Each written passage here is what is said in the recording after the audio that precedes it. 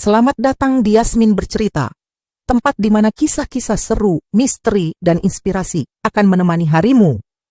Jangan lupa untuk subscribe dan nyalakan lonceng notifikasi, supaya kamu gak ketinggalan cerita terbaru dari channel ini. Siap untuk masuk ke dunia cerita yang penuh kejutan? Yuk, kita mulai! Hujan turun deras malam itu. Rintik air membasahi aspal jalanan yang sudah penuh dengan genangan. Najwa berjalan gontai di bawah bayang-bayang lampu jalan yang remang. Wajahnya sendu, tubuhnya lelah, dan jiwanya terasa kosong. Di dalam dekapan, lengannya, seorang bayi mungil terlelap, sesekali merengek karena dinginnya angin yang menusuk kulit. Ia tidak tahu harus kemana lagi. Setelah pemakaman Baskoro, ia seperti dihempaskan ke jurang tak berdasar. Hidupnya hancur berkeping-keping. Selama ini, ia pikir ia adalah istri dari seorang pria sederhana, lelaki pekerja keras yang meski hidup dalam kekurangan, selalu berusaha untuk mencukupi kebutuhan keluarganya. Tapi semua itu hanya ilusi, kebohongan besar yang dengan bodohnya ia percaya selama bertahun-tahun. Najwa menghela napas panjang, matanya menerawang ke kejauhan. Kemana lagi ia harus melangkah? Rumah kontrakan yang ia tempati telah dikosongkan karena ia tidak mampu membayar uang sewanya. Ia sudah menjual hampir semua barangnya untuk bertahan hidup. Kini, yang tersisa hanya tubuhnya yang lelah dan bayi yang tidak tahu apa-apa tentang penderitaan ibunya. Di pikirannya, Najwa mengulang kembali semua kejadian yang membawa dirinya pada titik ini. Perjalanan yang dipenuhi dengan kebohongan, pengkhianatan, dan kepedihan yang mencabik-cabik hatinya. Najwa menikah dengan Baskoro 5 tahun lalu.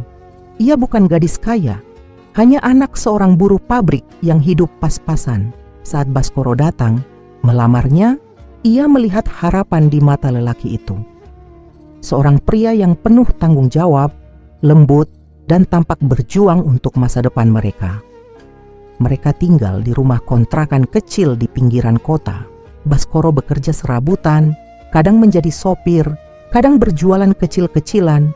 Ia sering pulang larut malam dengan alasan mencari tambahan uang.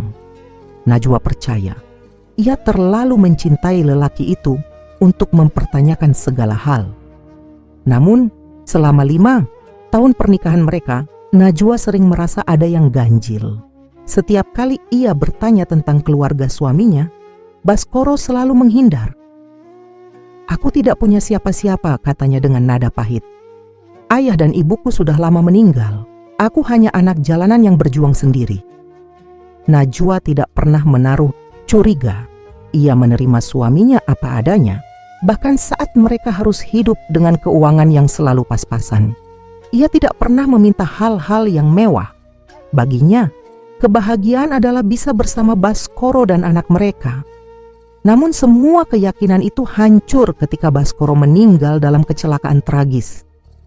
Kematian yang mengungkap kebohongan hari itu adalah hari yang paling ia benci dalam hidupnya. Polisi datang ke rumahnya memberitahukan bahwa Baskoro meninggal dunia karena tertabrak truk saat sedang menyeberang jalan. Tubuhnya remuk, wajahnya sulit dikenali. Najwa hanya bisa menangis tanpa suara saat melihat jasad suaminya terbujur kaku di rumah sakit. Tapi yang lebih menghancurkan hati Najwa bukanlah kematian Baskoro, melainkan rahasia yang terbongkar setelahnya. Di pemakamannya, orang-orang asing datang, wajah-wajah yang tidak pernah ia lihat sebelumnya. Mereka berpakaian bagus, berpenampilan berkelas.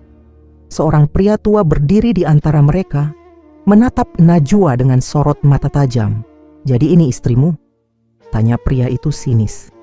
"Tidak kusangka kau berhasil menyembunyikan istri dan anakmu dari kami." Najwa mengernyit.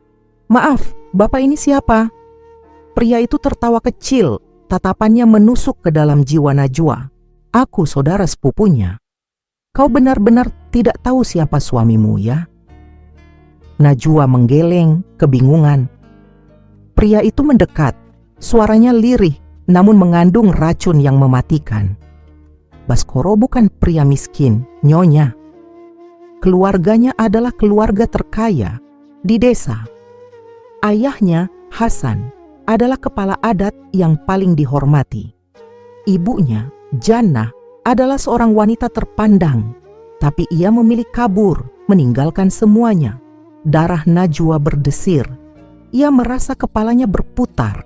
Suamimu pura-pura miskin, pura-pura hidup susah, tapi sebenarnya ia memiliki rumah besar yang diwariskan oleh ayahnya.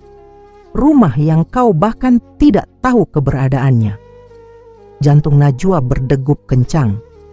Selama ini, Baskoro membuatnya percaya bahwa mereka hidup dalam kesulitan. Tapi jika semua ini benar, mengapa ia berbohong?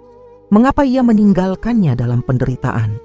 Najwa tidak tahu apakah ia harus marah atau merasa dikhianati. Air mata menggenang di sudut matanya. Di mana rumah itu? Tanyanya dengan suara bergetar. Pria itu tersenyum miring, lalu menyelipkan sebuah alamat di telapak tangannya. Pergilah ke sana.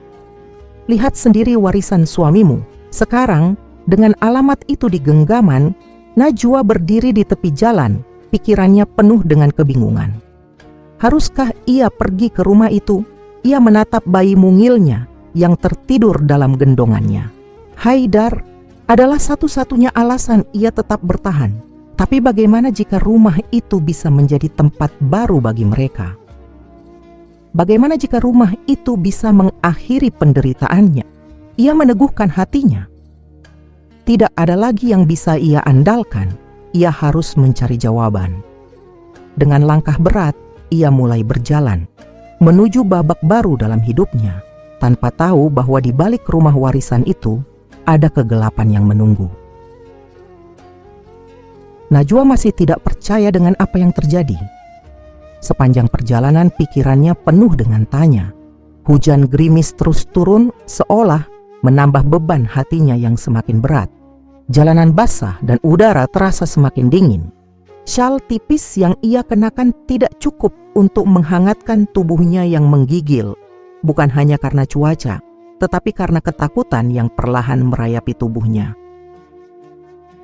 Dalam gendongannya, Haidar mulai merengek. Bayi kecil itu seolah merasakan gelombang kecemasan yang mengalir dalam diri ibunya. Najwa merapatkan dekapannya, mencium ubun-ubun anaknya yang wangi susu dan keringat bayi. "Sabar ya nak," bisiknya dengan suara serak, meski hatinya sendiri terasa koyak.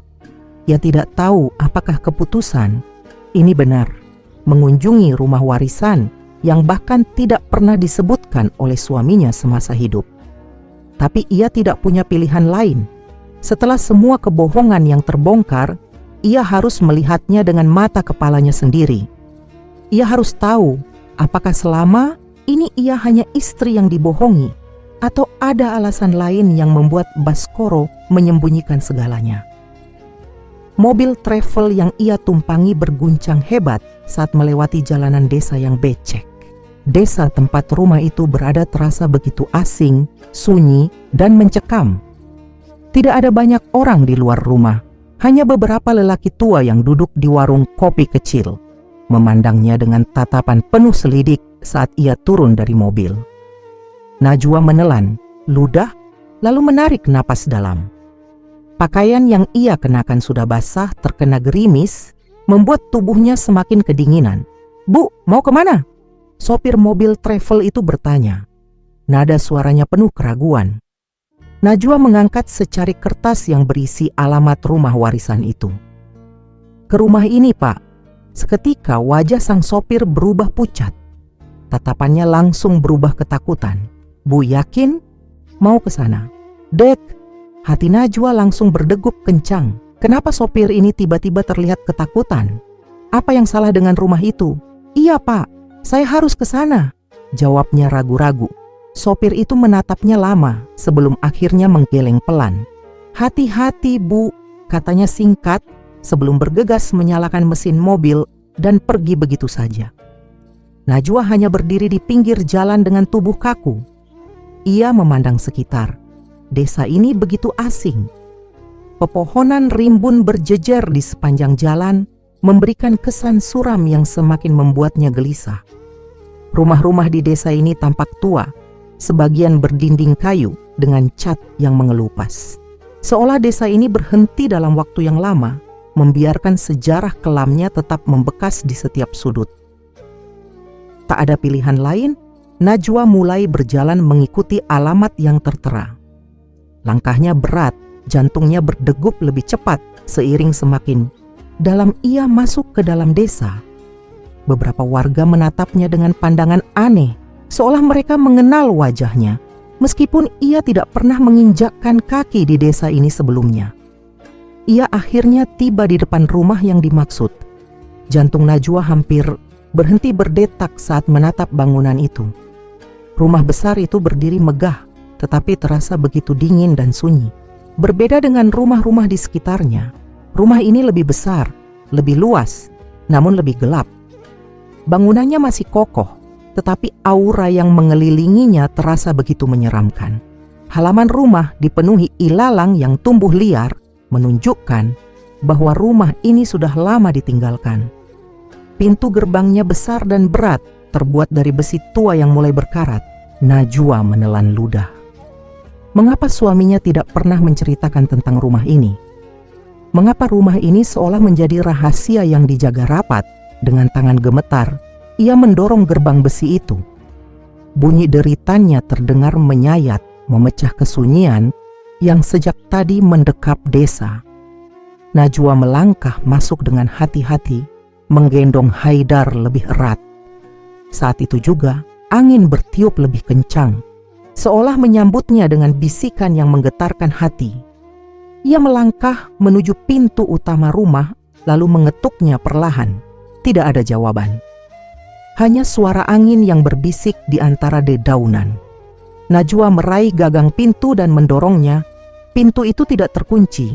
Brak! Saat pintu terbuka, bau apek dan debu langsung menyeruak ke dalam hidungnya. Rumah ini jelas sudah lama tak berpenghuni.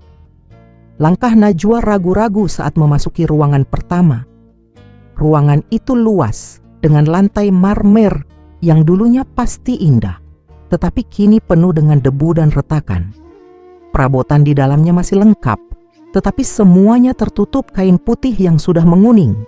Sejenak, Najwa merasa kecil di dalam rumah sebesar ini. Ia memandang sekeliling, mencoba meresapi bahwa ini adalah tempat yang diwarisi oleh suaminya. Namun, semakin ia melihat, semakin ia merasa ada sesuatu yang salah. Hawa dingin menyelimuti rumah ini bukan karena cuaca, tetapi karena ada sesuatu yang tidak terlihat. Ia melangkah lebih dalam, menyentuh dinding-dinding rumah yang dingin. Ada bingkai foto yang tergantung di salah satu sudut ruangan, penuh debu. Dengan tangan gemetar, Najwa meniup debu itu dan mengusapnya. Saat melihat foto itu, jantungnya hampir berhenti. Di sana, terpampang foto suaminya, Baskoro. Tetapi yang lebih mengejutkan adalah siapa yang berdiri di sampingnya. Seorang pria tua yang wajahnya terasa familiar. Najwa memicingkan matanya. Ia pernah melihat pria itu sebelumnya. Dan kemudian ingatannya kembali ke hari pemakaman. Pria itu adalah Hasan, mertuanya, yang katanya sudah meninggal di Arab Saudi. Namun ada sesuatu dalam foto itu yang lebih mengerikan. Di belakang Baskoro dan Hasan ada bayangan samar-samar. Sesosok perempuan berdiri dengan wajah pucat, matanya hitam kosong, dan mulutnya terbuka seolah sedang menjerit. Najwa tersentak mundur, menjatuhkan bingkai itu hingga pecah di lantai. Haidar tiba-tiba menangis keras. Tangisan bayinya menggema di dalam rumah kosong itu, seolah memanggil sesuatu yang lebih dalam dari kegelapan. Saat itu juga Najwa mendengar suara langkah kaki di lantai atas. Suara pelan tetapi jelas, seolah ada seseorang yang berjalan di dalam rumah ini. Tapi Najwa tahu pasti satu hal, ia datang ke rumah ini sendirian. Tangisan Haidar masih menggema di dalam rumah yang kosong dan berdebu. Tubuh Najwa kaku, jantungnya berpacu begitu cepat. hingga terasa seperti ingin melompat keluar dari dadanya. Suara langkah kaki di lantai atas masih terdengar. Pelan namun pasti, ada seseorang di dalam rumah ini, atau lebih tepatnya, ada sesuatu. Namun, Najwa terlalu lelah untuk takut, terlalu hancur untuk melarikan diri. Setelah semua kebohongan yang ia telan bulat-bulat, setelah dikhianati oleh orang yang ia percayai, rasa takut bukan lagi hal yang menguasainya. Yang tersisa hanyalah kemarahan dan keputusasaan yang tak berujung. Ia menatap ke atas, ke arah tangga besar yang berkarpet merah. Karpet itu dulunya pasti mewah, tetapi kini warnanya sudah pudar, penuh debu dan bekas noda yang entah apa. Ia melangkah maju meskipun tubuhnya gemetar. Suara langkah itu menghilang, keheningan menyergapnya seperti jerat tak terlihat. Di dekapannya, Haidar mulai terisak pelan. Tangannya yang mungil menggenggam baju Najwa, seolah memahami ketakutan ibunya. Najwa menarik napas dalam, mencoba menenangkan dirinya sendiri. Lalu, dengan tangan gemetar, ia merogoh ponselnya. Cahaya dari layar yang redup cukup untuk menerangi ruangan gelap itu. Ia membuka galeri, menatap foto terakhir Baskoro sebelum kematiannya. "Lihat aku sekarang, Mas," bisiknya lirih. "Ini semua yang kau tinggalkan untukku. Kebohongan, penderitaan, dan ketakutan." Air matanya menggenang, tetapi ia menahannya. Tidak ada gunanya menangis. Ia sudah cukup menangis sejak hari pemakaman Baskoro. Ia kembali menatap sekeliling ruangan. Ada banyak lukisan tua yang menggantung di dinding, semua berdebu dan lusuh. Tetapi satu lukisan menarik perhatiannya. Sebuah potret besar terpajang di dinding ruang tamu. Dalam lukisan itu, ada 3 orang berdiri tegak dengan ekspresi serius. Seorang pria tua berkacamata dengan sorot mata tajam yang membuat bulu kuduknya merinding. Hasan. Di sampingnya, seorang wanita berwajah lembut dengan bibir tipis yang sedikit tersenyum. Jannah. Dan di tengah mereka, seorang pria muda dengan wajah yang sangat ia kenali, Baskoro. Tetapi ada sesuatu yang aneh dalam lukisan itu. Di belakang mereka, samar-samar terlihat beberapa bayangan manusia. Wajah-wajah yang buram, tetapi ekspresi mereka begitu mengerikan. Seperti orang-orang yang ingin berteriak, ingin meminta pertolongan, tetapi terjebak dalam keabadian. Najwa bergidik, merasa ada sesuatu yang mengawasi dari kegelapan. Ia berusaha mengalihkan pikirannya, tetapi tiba-tiba saja ia teringat sesuatu. Jika Baskoro berasal dari keluarga kaya raya, di mana kekayaan itu sekarang? Kenapa rumah ini dibiarkan kosong dan terbengkalai? Dengan langkah gontai, Najwa berjalan ke arah meja panjang di ruang tamu. Ada banyak kertas dan dokumen berantakan di atasnya. Ia menggeser beberapa tumpukan kertas dengan satu tangan, sementara tangan lainnya tetap menggendong Haidar. Matanya membelalak saat menemukan selembar dokumen tua. Surat kepemilikan tanah dan properti nama pemilik, Hasan bin Rahman. Alamat jalan, Mawar nomor 7, Desa Karangjati, luas tanah 15 hektar. Nilai properti R250 miliar tangan. Najwa bergetar saat membaca angka yang tertera di dokumen itu. 250 miliar rupiah. Angka itu seperti mimpi bagi seseorang yang selama ini hidup dalam keterbatasan. Ia terus membaca. Selain rumah ini, Hasan juga memiliki beberapa rumah mewah di kota, sebuah villa di puncak, serta tanah seluas puluhan hektar yang tersebar di beberapa daerah. Hati Najwa terasa sesak. Jika Baskoro adalah pewaris dari kekayaan sebesar ini, mengapa ia dan anaknya dibiarkan hidup melarat? "Mengapa kau melakukan ini padaku, Mas?" bisiknya lirih. Namun pertanyaan itu tidak akan pernah terjawab. Tiba-tiba, suara sesuatu jatuh terdengar dari lantai atas. Suara berat seperti benda besar yang digeser. Najwa terkesiap. Tangannya semakin erat menggenggam bayi kecilnya. Ia tidak bisa berlama-lama di sini. Dengan cepat, ia menggulung dokumen-dokumen penting itu dan memasukkannya ke dalam tasnya. Namun, tepat saat ia hendak berbalik, sesuatu membuatnya terpaku. Di sudut ruangan, di antara bayangan yang jatuh dari lampu gantung tua, ada sosok seseorang berdiri. Sesosok perempuan dengan gaun putih panjang. Wajahnya kabur, samar tertutup oleh rambut panjang yang menjuntai menutupi sebagian besar wajahnya. Najwa terpaku. Suara tangisan Haidar menggema di dalam ruangan, tetapi tubuh Najwa terasa seperti membeku. Perempuan itu tidak bergerak, hanya berdiri di sana diam. Namun saat Najwa menatapnya lebih lama, ia sadar sesuatu. Gaun putih yang dikenakan perempuan itu penuh bercak darah, dan di balik rambut panjangnya yang tergerai, ada sesuatu yang mengintip senyuman. Senyuman yang lebar, senyuman yang tidak seharusnya ada di wajah seorang manusia. Sejenak, dunia terasa hening. Lalu dalam sekejap, perempuan itu bergerak. Dengan kecepatan yang mustahil, ia melesat ke arah Najwa. Najwa menjerit dan mundur terburu-buru, tubuhnya hampir terjatuh. Tetapi saat ia menatap lagi ke sudut ruangan, sosok itu telah menghilang. Yang tersisa hanyalah suara Haidar yang menangis semakin keras. Dengan napas terengah-engah, Najwa berlari keluar dari ruangan itu menuju pintu utama. Ia tidak bisa tinggal di sini, tidak malam ini. Namun saat tangannya menyentuh gagang pintu terkunci, pintu itu tidak bisa dibuka. Najwa mencoba menariknya dengan sekuat tenaga, tetapi tidak bergerak sedikit pun.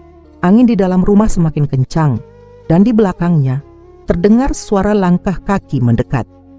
Langkah yang tidak hanya satu, tetapi banyak. Suara langkah kaki dari berbagai arah, seolah ada banyak orang yang berjalan ke arahnya dari dalam rumah ini. Pintu itu tidak bergerak, seolah terkunci dari dalam oleh sesuatu yang tak kasat mata. Najwa memutar gagang pintu dengan panik, menariknya sekuat tenaga, hingga engselnya bergetar. Namun sia-sia. Di belakangnya langkah kaki itu semakin mendekat. Bukan hanya satu, bukan hanya dua, tetapi puluhan. Suara itu berasal dari seluruh penjuru rumah, dari lorong-lorong gelap, dari lantai atas, bahkan dari balik dinding-dinding tua yang berdebu. Haidar menangis semakin keras dalam gendongannya. Najwa bisa merasakan jantung anaknya berdetak begitu cepat, seolah ikut merasakan ketakutan ibunya. Tubuh Najwa gemetar hebat. Keringat dingin mulai membasahi leher dan punggungnya meskipun udara di dalam rumah ini begitu dingin, menusuk hingga ke tulang. Ia memejamkan mata, menarik napas dalam-dalam. Ini semua tidak nyata, bisiknya. Aku pasti hanya berhalusinasi. Namun suara langkah itu semakin jelas. Dan saat Najwa membuka mata, ia melihat sesuatu yang membuat darahnya membeku. Di tengah ruangan, perlahan-lahan muncul sosok-sosok samar. Awalnya, hanya bayangan buram seperti kabut yang bergerak di dalam gelap. Tetapi lama-kelamaan, mereka semakin jelas. Perempuan-perempuan berbaju putih. Wajah mereka pucat pasi, rambut mereka berantakan, dan yang paling mengerikan, mata mereka hitam kosong tanpa bola mata, seolah hanya rongga gelap yang menganga di wajah mereka. Mereka berdiri dalam diam, menatap ke arah Najwa tanpa ekspresi. Salah satu dari mereka melangkah, maju. Gaun putihnya yang panjang tampak compang-camping, penuh noda tanah dan darah yang sudah mengering. Najwa tidak bisa bergerak. Kakinya terasa seakan ditanam ke lantai. Namun saat perempuan itu semakin mendekat, Najwa mulai melihat sesuatu yang membuatnya hampir menjerit. Di leher perempuan itu ada luka menganga, seolah seseorang telah menyembelihnya dengan kejam. Perempuan itu membuka mulutnya. Suaranya bukan suara manusia, bukan suara tangisan, bukan suara jeritan, tetapi suara berdesir, seperti angin yang berbisik dari dalam sumur yang dalam. Bawa kami keluar dari sini. Najwa hampir jatuh tersungkur. Suaranya terdengar jauh, seolah datang dari dasar bumi. Tetapi sebelum Najwa sempat melakukan sesuatu, perempuan itu tiba-tiba melesat ke arahnya dengan kecepatan yang tidak mungkin dilakukan manusia. Najwa menjerit, namun sebelum sosok itu benar-benar sampai ke arahnya, sesuatu terjadi. Pintu utama terbuka dengan sendirinya. Udara malam yang dingin langsung menerpa wajah Najwa. Tanpa berpikir panjang, ia berlari keluar dengan Haidar dalam dekapan. Ia tidak peduli bagaimana pintu itu bisa terbuka. Yang penting ia harus keluar dari rumah terkutuk ini. Najwa berlari tanpa tujuan, kakinya menapaki jalan berbatu di depan rumah besar itu. Rumah itu kini berdiri dalam diam, kembali tenggelam dalam kegelapan. Ia menoleh ke belakang dengan napas tersengal. Dari luar, rumah itu tampak seperti rumah tua biasa. Tidak ada sosok-sosok menyeramkan. Tidak ada suara langkah kaki. Seolah semua yang ia alami tadi hanyalah ilusi. Tetapi Najwa tahu, itu nyata. Ia masih bisa merasakan dinginnya tatapan perempuan-perempuan itu. Ia masih bisa mendengar suara berbisik yang memanggil namanya dari dalam rumah. "Bawa kami keluar dari sini." Najwa menelan ludah, berusaha mengusir suara itu dari kepalanya. Namun sesuatu yang lain menarik perhatiannya. Di depan rumah ada seorang pria tua yang berdiri menatapnya dari kejauhan. Pria itu memakai jubah putih panjang dan kopiah hitam. Wajahnya berkerut, matanya tajam, dan sorotnya menyiratkan sesuatu yang sulit dijelaskan, antara ketakutan dan kemarahan. Najwa tidak tahu siapa dia, tetapi firasatnya mengatakan pria ini mengetahui sesuatu. Dengan langkah ragu, ia berjalan mendekat. "Pak, Anda siapa?" tanyanya dengan suara gemetar. Pria tua itu tidak langsung menjawab. Ia hanya menghela napas panjang, lalu menatap Najwa dengan sorot mata yang begitu dalam. "Kau istri Baskoro, bukan?" Suaranya serak, berat. Najwa mengangguk. Pria itu menutup matanya sejenak, seolah menahan sesuatu dalam pikirannya. Lalu saat ia kembali membuka matanya, yang keluar dari bibirnya adalah kalimat yang membuat bulu kuduk Najwa merinding. "Pergilah dari sini. Rumah itu bukan milikmu. Itu rumah bagi orang-orang yang telah mati." Jantung Najwa mencelos. "Apa maksud Bapak?" Pria tua itu diam sesaat sebelum menjawab. "Mereka yang kau lihat tadi," katanya lirih, "mereka bukan hanya sekadar arwah penasaran. Mereka adalah jiwa-jiwa yang tersesat, yang tidak akan pernah bisa pergi dari rumah itu. Mereka mati di sana, dengan cara yang tidak bisa kau bayangkan."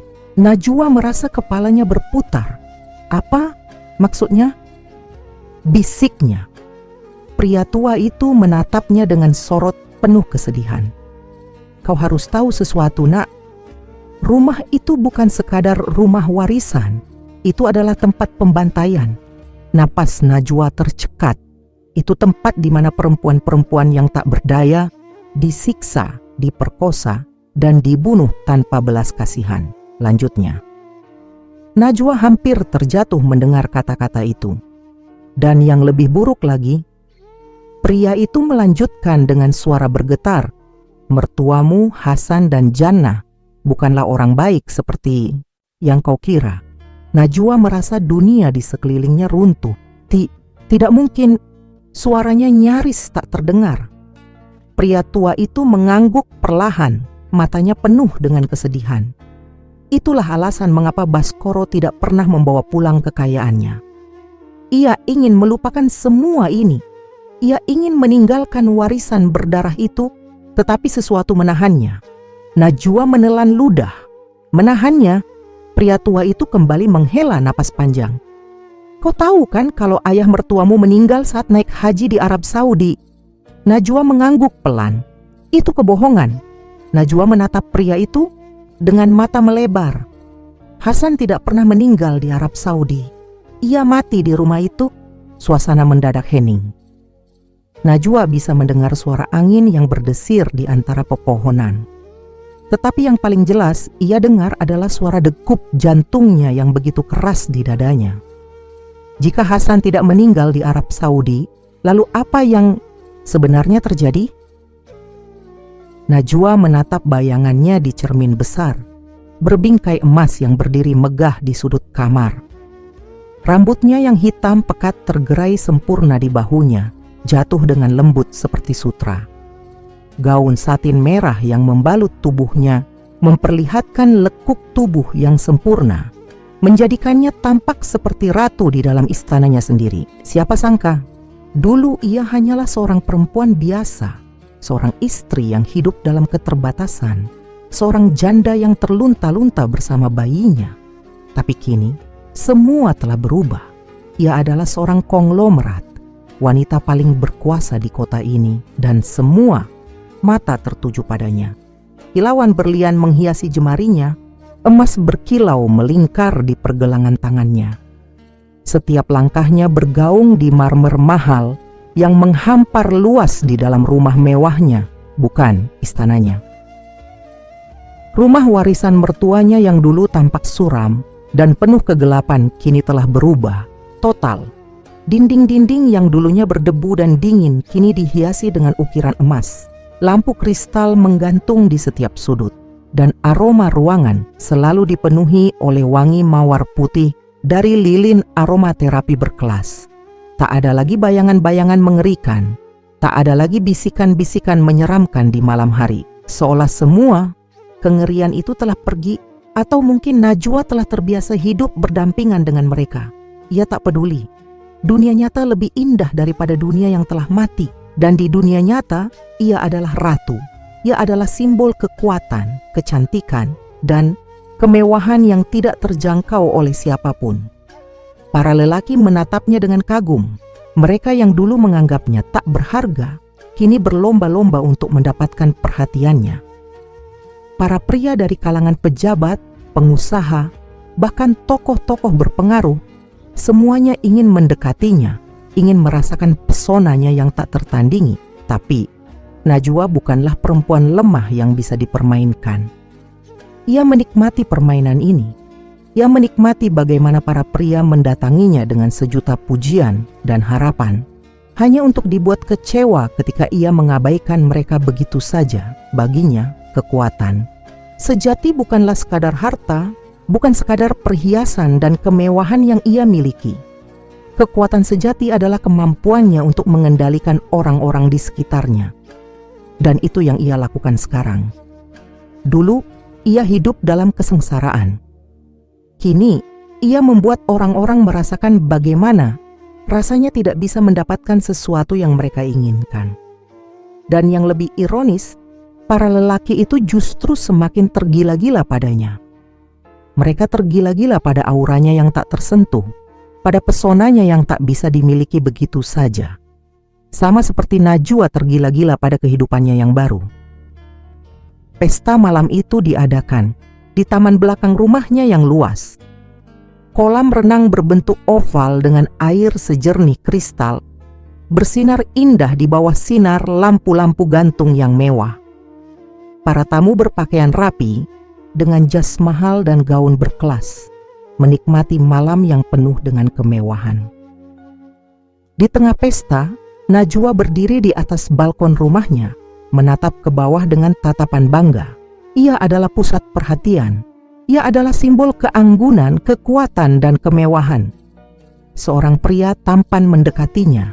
"Najwa, kau terlihat luar biasa malam ini," katanya dengan suara yang begitu dalam, penuh daya tarik. Najwa tersenyum tipis. "Bukan hanya malam ini," bisiknya dengan penuh percaya diri. Pria itu tersenyum, tetapi ada sesuatu di matanya yang sulit diartikan. "Sepertinya kau menikmati hidupmu sekarang," katanya lagi. Najwa menyesap anggurnya dengan tenang. Tentu saja, siapa yang tidak akan menikmati kehidupan seperti ini? Pria itu menatapnya dalam-dalam sebelum berbisik.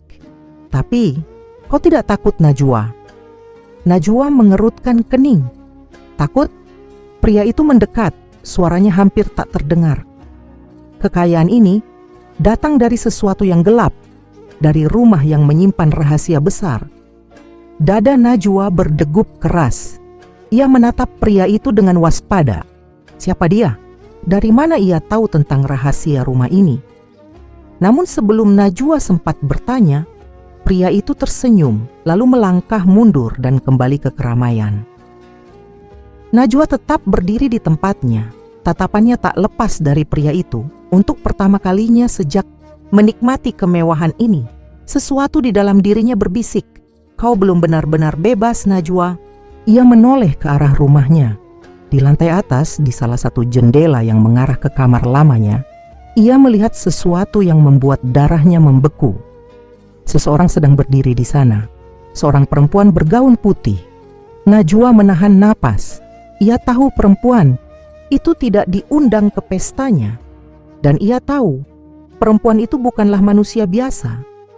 Karena saat mata mereka bertemu, perempuan itu tersenyum, sebuah senyuman yang bukan manusiawi.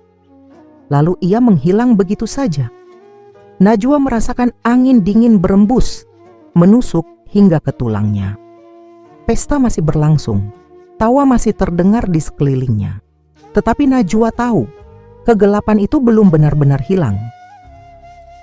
Kilauan berlian masih bertengger di jemari Najwa, tetapi kini ada sesuatu yang berubah dalam sorot matanya. Sejak malam pesta itu, sejak ia melihat sosok perempuan di jendela, hatinya tak pernah merasa benar-benar tenang. Ia mencoba menepisnya, mencoba meyakinkan diri bahwa itu hanyalah halusinasi, mungkin efek anggur yang ia minum malam itu.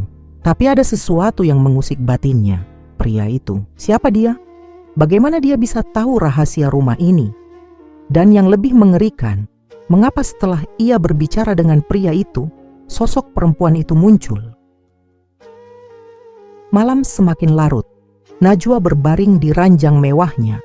Lampu-lampu kamar tetap menyala terang. Tak ingin tidur dalam kegelapan. Entah kenapa, sejak pesta itu, ia merasa ada sesuatu di dalam rumah ini yang mengamatinya. Ia mencoba tidur, tetapi suara samar terdengar di telinganya. Suara perempuan. Najwa. Mata Najwa langsung terbuka. Jantungnya berdegup kencang. Suara itu terdengar seperti berbisik tepat di sampingnya. Dengan napas memburu, ia menoleh. Tidak ada siapa-siapa, tapi entah kenapa udara di kamar terasa lebih dingin dari biasanya. Dan saat ia mengalihkan pandangannya ke cermin besar di sudut kamar, ia melihatnya, sosok perempuan itu. Gaunnya putih, rambutnya panjang tergerai, wajahnya samar seperti bayangan kabur yang tak sepenuhnya nyata. Tetapi senyuman itu adalah senyum yang sama seperti yang ia lihat di jendela malam itu. Najwa ingin berteriak, ingin lari, tetapi tubuhnya seakan membeku. Lalu perempuan itu bergerak. Perlahan, ia mengangkat tangannya dan menunjuk sesuatu. Najwa mengikuti arah jari itu, menuju ke dinding di dekat jendela. Tidak ada apa-apa di sana. Tetapi tiba-tiba, Najwa mendengar suara lain. Sebuah bisikan, bukan dari perempuan itu, melainkan dari dalam dinding. "Buka, kami di sini." Tengkuk Najwa meremang. Ia meloncat turun dari tempat tidur, tubuhnya gemetar. Tidak, ini tidak mungkin. Ini pasti hanya mimpi. Tetapi ketika ia berlari keluar kamar dan menoleh ke belakang, cermin besar itu pecah dengan sendirinya. Dan dari pantulan pecahan kaca yang berserakan di lantai, ia bisa melihat bayangan perempuan itu masih ada di sana, tersenyum. Keesokan paginya, Najwa tidak bisa mengabaikan apa yang terjadi. Ia memanggil seorang tukang untuk memeriksa dinding tempat perempuan itu menunjuk tadi malam. Mungkin hanya sugesti, tetapi Najwa merasa ada sesuatu yang tersembunyi di baliknya. Tukang itu mulai mengetuk dinding dengan palu. Najwa memperhatikannya dengan jantung berdebar. Tidak ada yang aneh, sampai tiba-tiba suara palu itu berubah. Sebuah dentuman berat terdengar, seakan palu itu mengenai sesuatu yang kosong di balik tembok. Najwa menahan napas. Si tukang menatapnya ragu, tetapi Najwa mengangguk, memberi isyarat untuk terus membuka dinding itu. Dengan beberapa pukulan keras, lapisan semen dan cat mulai retak, dan Saat celah pertama terbuka, bau busuk menyergap keluar. Najwa langsung menutup hidungnya. Matanya melebar saat tukang itu menggali lebih dalam, memperlebar celah. Lalu mereka melihatnya, sebuah ruangan tersembunyi di balik dinding itu. Ruangan gelap, sempit, dan di dalamnya tulang belulang manusia berserakan. Najwa merasa perutnya mual. Darahnya seperti membeku saat melihat bekas kain-kain kumal yang masih menempel di beberapa tulang. Dan di antara tumpukan itu, sesuatu yang membuat tubuhnya semakin menggigil ketakutan. Gaun putih yang sama seperti yang dipakai oleh sosok perempuan dalam mimpinya. Najwa mundur selangkah, tangannya gemetar. Ini mayat perempuan itu. Sosok yang selama ini menghantuinya. Tetapi sebelum ia bisa berpikir lebih jauh, sesuatu yang lebih mengerikan terjadi. Pintu kamar tertutup sendiri dengan keras. Tukang itu menoleh dengan wajah pucat, dan dari dalam ruangan sempit itu terdengar bisikan yang sama seperti tadi malam. "Buka, kami di sini," Najwa menjerit. Ia berlari keluar rumah, tubuhnya gemetar hebat. Ia tak peduli lagi dengan kekayaan, dengan kemewahan, dengan gaun-gaun mahal dan berlian yang melingkari jemarinya. Rumah ini bukan hanya menyimpan rahasia. Rumah ini adalah kuburan. Dan kini ia sadar, ia tidak hidup sendirian di sini. Ada banyak jiwa yang masih terjebak, dan mereka tidak akan membiarkannya pergi begitu saja. Malam itu, langit tampak lebih kelam dari biasanya. Bulan yang biasanya bersinar terang kini tertutup oleh awan pekat, membuat halaman rumah besar itu tampak lebih suram dari sebelumnya. Najwa berdiri di ambang pintu, memandangi rumah warisan yang kini terasa lebih seperti kuburan dibandingkan istana.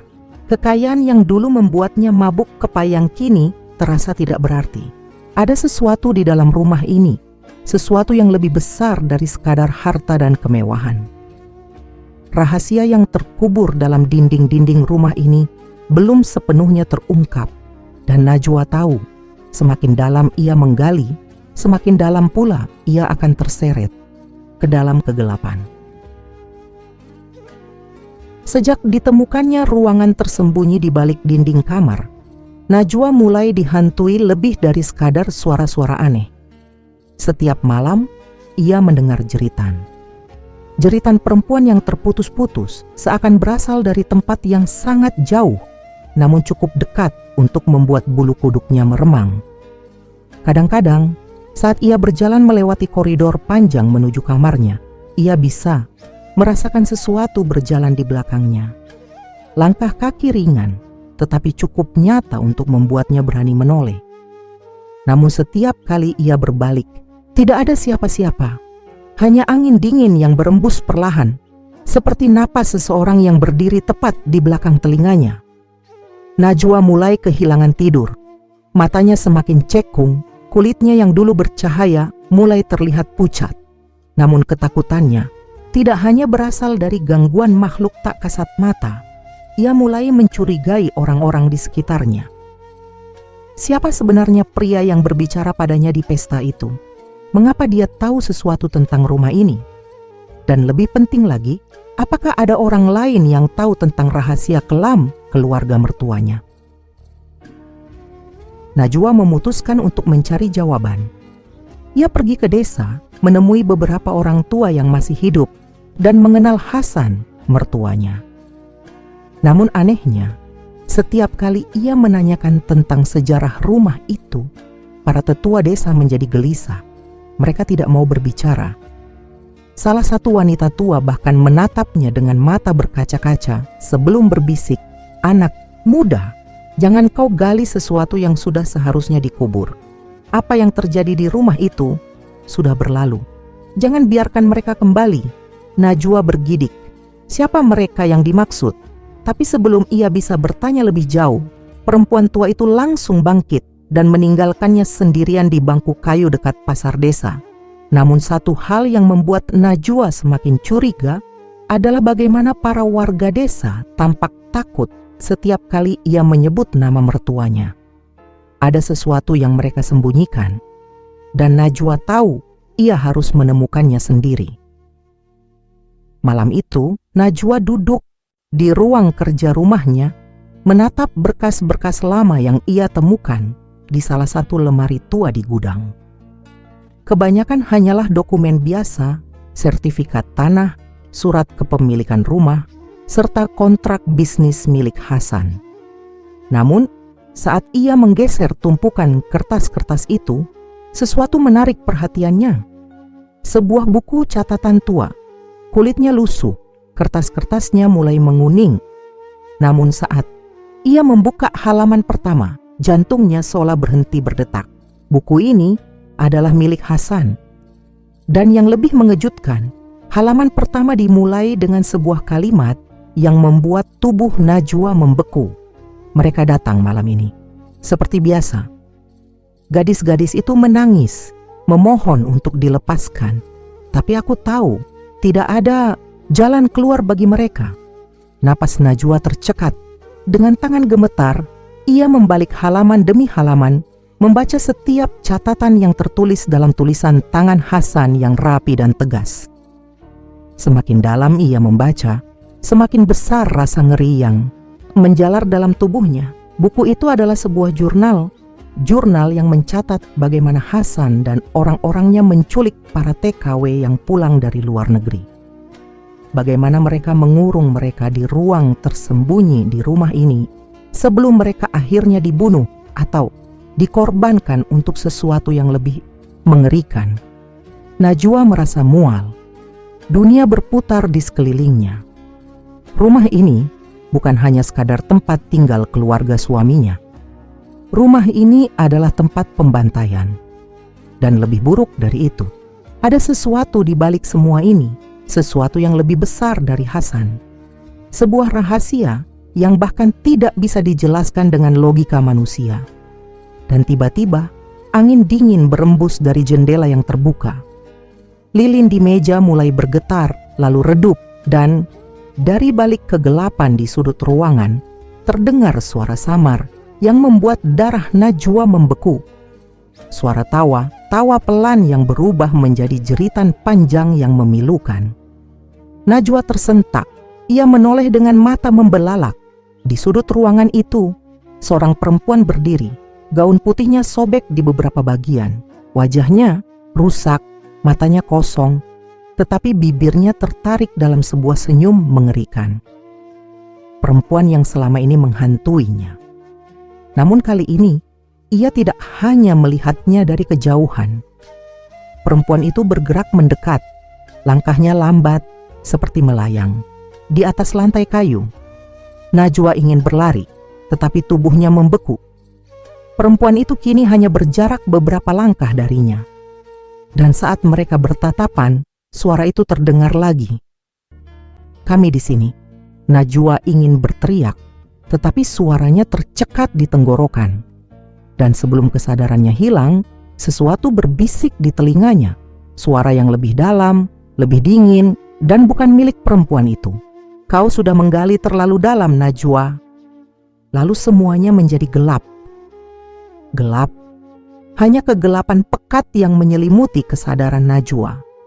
Kepalanya terasa berat, tubuhnya dingin, dan ada sesuatu yang terasa aneh di sekelilingnya. Perlahan, ia membuka mata. Namun saat pandangannya mulai jelas, jantungnya langsung berdetak kencang. Ia bukan di kamarnya. Ia bukan di ruang kerja tempatnya membaca jurnal Hasan. Ia berada di sebuah ruangan yang gelap, sempit, dan lembab. Dinding-dinding di sekelilingnya bukanlah tembok rumah mewah yang selama ini ia tinggali, tetapi batu kasar yang dipenuhi noda merah kehitaman. Darah dot Najwa ingin menjerit, tetapi suaranya tertahan di tenggorokan. Ia meraba dinding di belakangnya, mencoba mencari pegangan, tetapi yang ia sentuh adalah sesuatu yang jauh lebih buruk. Tangan manusia. Tangan yang sudah kering, hanya tersisa tulang dan sedikit daging membusuk. Najwa terlonjak mundur, tubuhnya gemetar hebat. Di sekelilingnya ada tumpukan mayat yang sudah lama membusuk. Bau anyir memenuhi udara. Dan di antara tumpukan tulang itu, beberapa potong kain masih terlihat utuh. Seragam TKW Najwa mencengkeram dadanya yang terasa sesak. Ini ruangan tempat mereka dikurung, tempat mereka disiksa, tempat mereka mati. Tetapi pertanyaannya, bagaimana ia bisa berada di sini? Terakhir kali ia ingat, ia sedang di ruang kerja. Lalu ada suara, ada sosok perempuan itu. Dan sekarang ia terperangkap di tempat yang seharusnya sudah terkubur selamanya. Najwa tersentak ketika mendengar sesuatu dari kejauhan. Langkah kaki, suara berat, berderak, seakan seseorang sedang menyeret kakinya di atas lantai batu yang kasar. Ia menahan napas. Apakah itu seseorang yang datang untuk menyelamatkannya, ataukah sesuatu yang lain?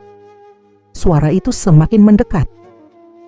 Najwa melihat ke sekeliling, berusaha mencari jalan keluar. Tetapi satu-satunya yang terlihat hanyalah sebuah lorong panjang yang gelap. Tidak ada pilihan lain.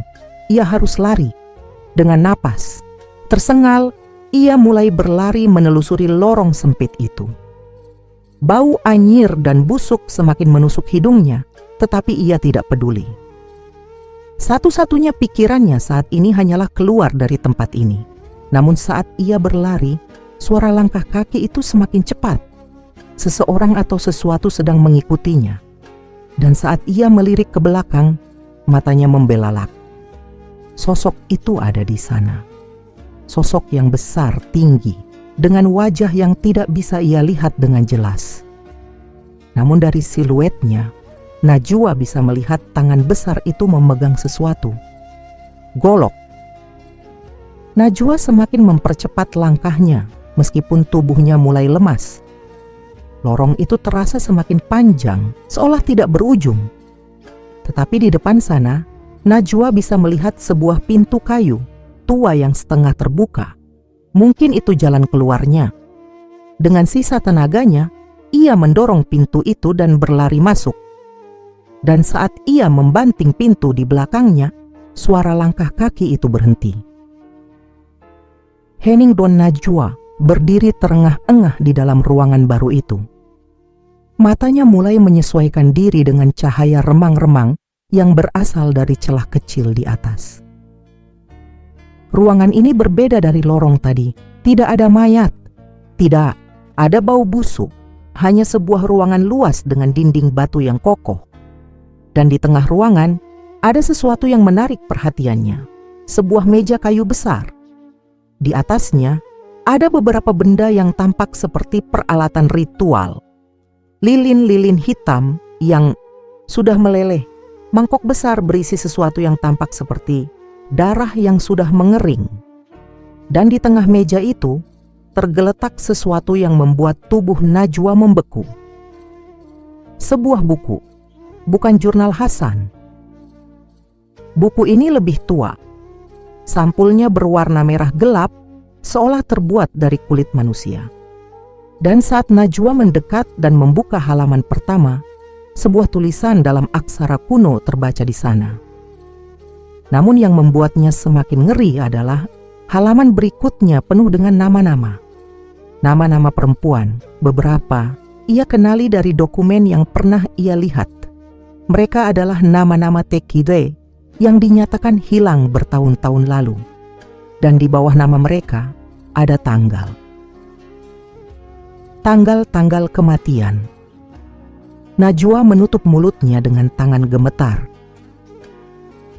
Ia tahu rumah ini memiliki rahasia kelam, tetapi ini bukan sekadar pembunuhan.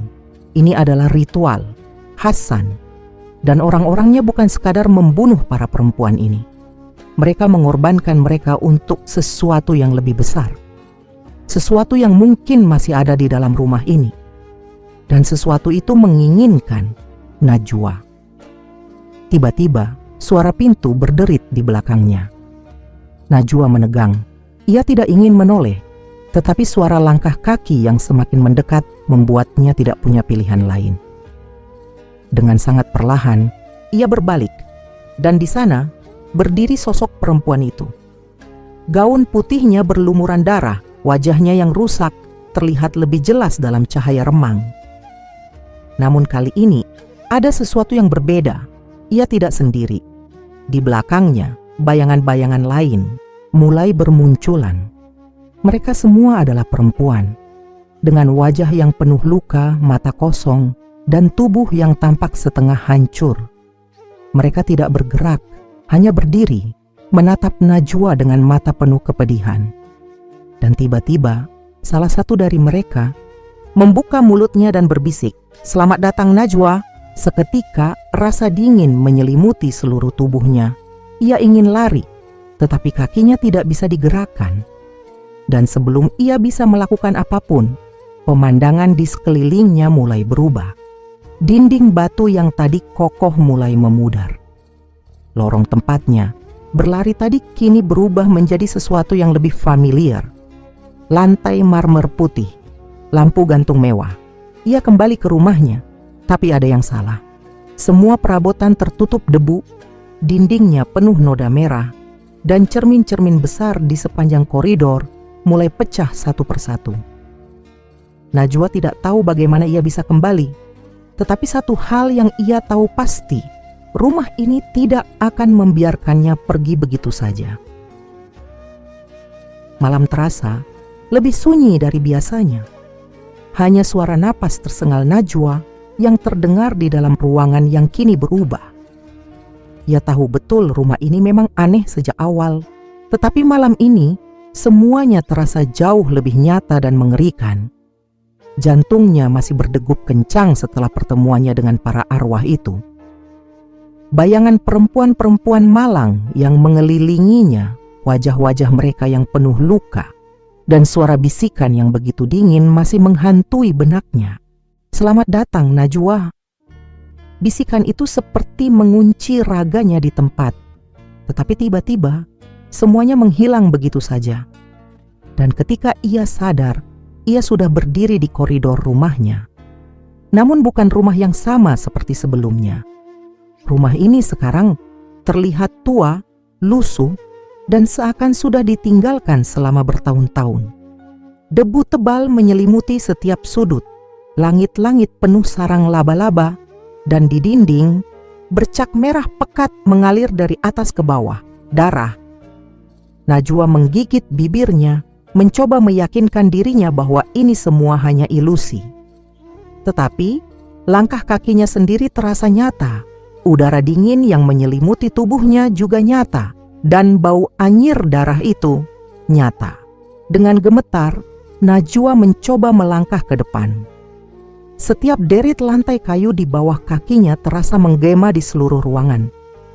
Ia harus keluar dari sini. Ia harus mencari tahu apa yang sebenarnya terjadi. Tetapi saat ia hendak melewati lorong itu, tiba-tiba, brak! Sebuah pintu di ujung lorong terbanting terbuka. Dengan sendirinya, Najwa menegang. Ruangan di balik pintu itu gelap gulita, tetapi ada sesuatu yang menariknya untuk masuk. Ia tidak ingin melangkah ke sana, tetapi kakinya bergerak sendiri. Jantungnya semakin berdebar, dan saat ia masuk ke dalam ruangan itu, cahaya dari lampu gantung yang redup mulai menyinari isi di dalamnya. Matanya membelalak.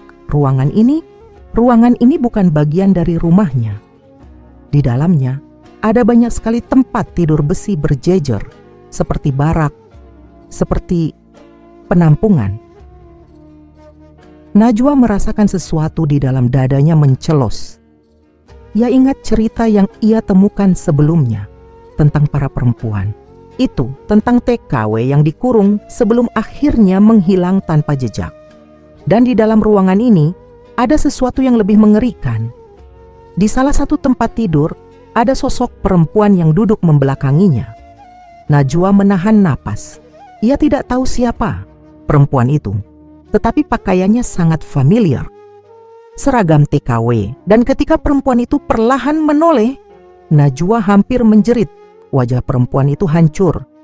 Separuh kepalanya sudah tidak berbentuk, kulitnya robek hingga memperlihatkan tulang tengkorak yang retak. Namun yang paling mengerikan adalah matanya. Bola matanya hilang, hanya menyisakan 2 lubang, hitam menganga, tetapi meski tanpa mata, perempuan itu seolah menatap lurus ke arah Najwa. Dan kemudian ia berbicara, "Kenapa kamu di sini?" Suara itu begitu pelan, tetapi bergema di seluruh ruangan. Najwa tidak bisa menjawab. Lidahnya keluh. Ia hanya bisa berdiri di tempat, tubuhnya gemetar. Perempuan itu kembali membuka mulutnya. Tetapi kali ini, suara yang keluar bukan suara manusia, melainkan suara banyak orang yang berbicara bersamaan. Jeritan, tangisan, rintihan penuh penderitaan. Suara dari mereka yang telah mati di rumah ini. Najwa menutup telinganya, mencoba menghalau suara-suara itu. Tetapi semakin ia mencoba menutup telinganya, suara-suara itu semakin keras. Kemudian, perempuan itu mulai bergerak. Ia merangkak turun dari tempat tidurnya dan bergerak menuju Najwa. Gerakannya aneh, sendi-sendinya berbunyi seperti tulang yang patah. Kakinya seperti terseret, tetapi kecepatannya semakin bertambah. Najwa ingin berlari, tetapi kakinya seperti ditanam ke lantai. Ia tidak bisa bergerak. Dan saat perempuan itu hampir menyentuhnya, bruk! Tiba-tiba semuanya berubah. Ruangan itu menghilang. Najwa terjatuh ke lantai marmer dingin di rumahnya.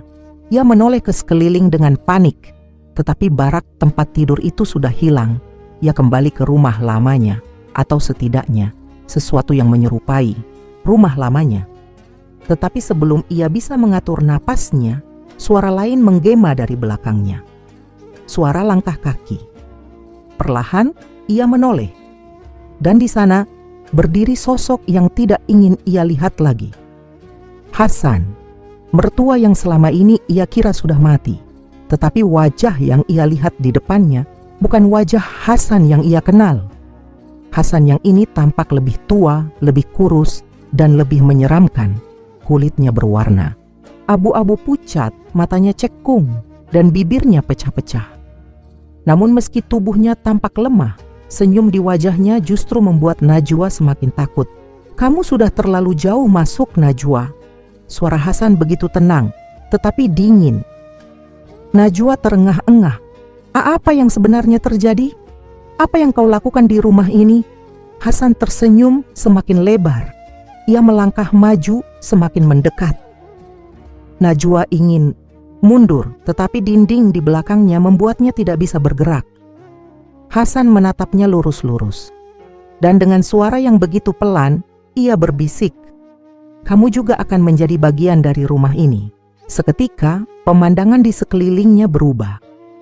Dinding-dinding rumah itu mulai meleleh seperti lilin yang terbakar. Cermin-cermin yang tergantung di sepanjang lorong mulai memantulkan sesuatu yang tidak seharusnya. Najwa melihat dirinya sendiri di dalam cermin. Tetapi bayangan itu bukan dirinya, melainkan seseorang yang sudah mati. Tubuhnya penuh luka, wajahnya hancur, dan matanya kosong. Najwa menjerit, tetapi suara jeritannya tidak terdengar. Sebab pada saat itu, ia menyadari sesuatu yang jauh lebih mengerikan. Ia tidak lagi berada di dunia yang sama.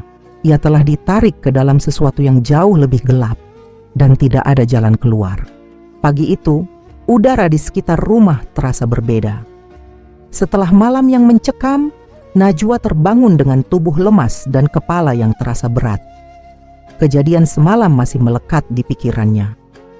Hasan, sosok itu, apakah ia benar-benar melihatnya atau semua hanya ilusi, namun tidak ada waktu untuk mencari jawaban.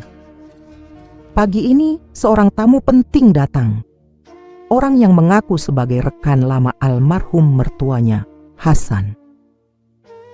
Dan yang lebih mengejutkan, tamu ini membawa sebuah proposisi bisnis besar yang dulu pernah dijalankan oleh Hasan, tetapi terhenti secara misterius. Bisnis yang katanya bisa menghasilkan keuntungan fantastis. Namun, Najwa tidak tahu bahwa apa yang akan ia hadapi hari ini jauh lebih menakutkan daripada semua kejadian mistis yang pernah ia alami. Pukul 10 pagi, sebuah mobil hitam mengkilap berhenti di halaman rumah. Najwa mengintip dari jendela, melihat seorang pria turun dari mobil dengan langkah penuh percaya diri. Pria itu berusia sekitar 50 tahun, mengenakan jas mahal berwarna abu-abu dan kacamata hitam. Wajahnya tampak bersih dan berkelas, tetapi ada sesuatu di balik senyumannya yang terasa mencurigakan. Saat ia mengetuk pintu, Najwa menarik napas dalam-dalam sebelum membukanya. Pria itu langsung menyambutnya dengan ramah. "Najwa, akhirnya kita bertemu. Saya sudah lama ingin menemui Anda." Najwa memandangnya dengan bingung. "Maaf, Anda siapa?" Pria itu tertawa kecil, lalu melepas kacamatanya. "Saya Gunawan, rekan bisnis almarhum Hasan." Najwa masih tidak bereaksi. "Saya tidak tahu bahwa mendiang Hasan memiliki bisnis lain selain usaha perkebunan dan properti." Gunawan tersenyum simpul, lalu menatap ke dalam rumah. "Bolehkah saya masuk? Ada hal penting yang harus kita bicarakan." Meski ragu, Najwa mengangguk dan membiarkan pria itu masuk. Mereka duduk di ruang tamu. Dan tanpa membuang waktu, Gunawan mengeluarkan sebuah map tebal berisi dokumen. Ia menaruhnya di atas meja, lalu menatap Najwa dengan tatapan tajam. Ini adalah catatan bisnis yang dulu pernah dijalankan oleh Hasan, tetapi sayangnya sempat mangkrak setelah beliau meninggal. Najwa mengerutkan keningnya. "Bisnis apa?" Gunawan menatapnya lama sebelum menjawab, suaranya penuh kehati-hatian. "Perdagangan tenaga kerja." Dada Najwa terasa sesak. "Perdagangan tenaga kerja?" Gunawan tersenyum. "Bukan sembarang tenaga kerja, Najwa. Tekoyo." Najwa semakin terdiam. Gunawan membuka map itu, memperlihatkan beberapa dokumen lama yang penuh dengan angka-angka besar. "Lihat, ini," katanya sambil menunjuk satu angka di dalam laporan keuangan. "Dalam 1 tahun saja, Hasan bisa meraup keuntungan miliaran dari bisnis ini. Dan itu hanya dari satu jalur saja." Najwa tidak langsung menanggapi ada sesuatu yang tidak beres. Gunawan tampak sangat bersemangat membahas ini, seolah ingin menariknya ke dalam sesuatu yang lebih besar. "Saya tahu kamu seorang ibu muda yang kesulitan, Najwa. Tetapi percaya padaku, ini kesempatan emas. Saya bisa membantumu menghidupkan kembali bisnis ini dan menjadikanmu wanita paling berpengaruh di negeri ini."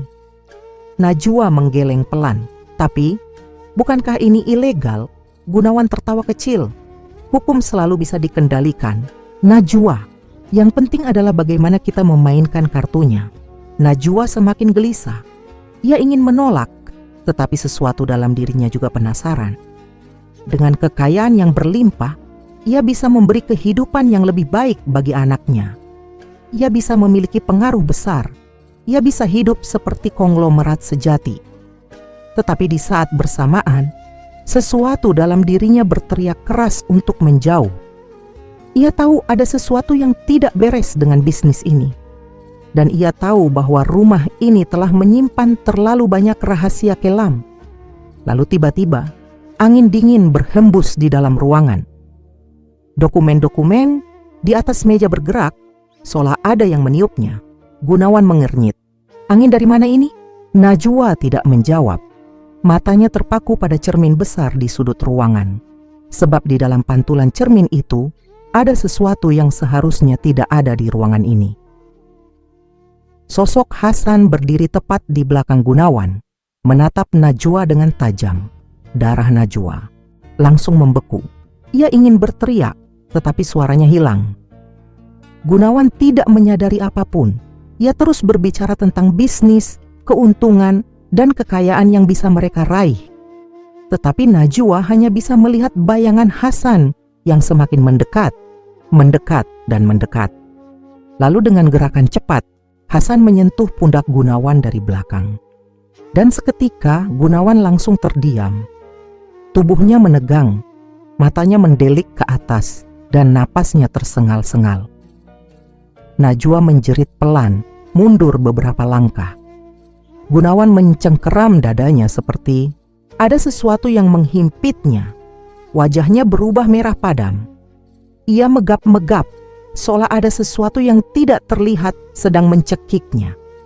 Dan dalam hitungan detik, brak, Gunawan terjatuh ke lantai. Matanya terbuka lebar tetapi kosong. Ia tidak bernapas. Ia mati. Najwa menutup mulutnya, tubuhnya gemetar hebat. Ia menatap ke sekeliling, mencari sosok Hasan di dalam cermin. Tetapi cermin itu sudah kosong.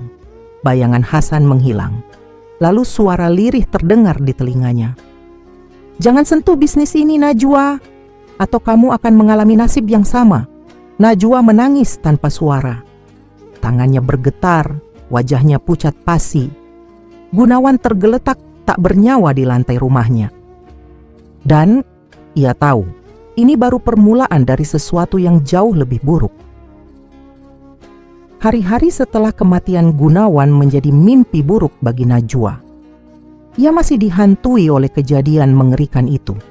Bagaimana pria itu tiba-tiba mati di hadapannya, seolah sesuatu yang tak terlihat telah mencekiknya. Tapi dunia tak pernah berhenti berputar. Najwa tidak bisa terus-menerus terjebak dalam ketakutan. Ia harus bangkit. Ia harus melanjutkan hidup. Dan jika memang takdir telah mengantarkannya ke dalam pusaran kekayaan ini, ia harus memanfaatkannya. Kini, statusnya bukan lagi janda miskin yang terlunta-lunta. Ia adalah Najwa, pewaris konglomerat Hasan. Dan itu artinya, banyak mata kini tertuju padanya. Banyak tangan ingin menggenggamnya, dan banyak pria ingin memilikinya. Sejak kabar kematian Gunawan tersebar, dunia bisnis seakan menggila. Satu persatu rekan lama Hasan mulai mendekati Najwa. Mereka bukan orang sembarangan, mereka adalah pengusaha kakap, pemilik tambang, developer properti, hingga pemain di industri ekspor-impor. Mereka semua ingin mendekati Najwa, bukan hanya karena warisan yang dimilikinya, tetapi juga karena Najwa kini memiliki daya tarik yang luar biasa. Seiring berjalannya waktu, ia berubah menjadi sosok wanita berkelas.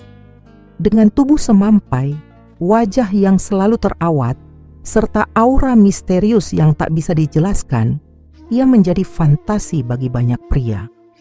Tak ada yang menyangka bahwa janda muda yang dulu hidup dalam kemiskinan, kini duduk sejajar dengan para raja bisnis. Dan dengan segala pesonanya, ia mengguncang dunia bisnis dengan cara yang tak pernah dibayangkan sebelumnya. Malam itu, Najwa menghadiri gala dinner eksklusif.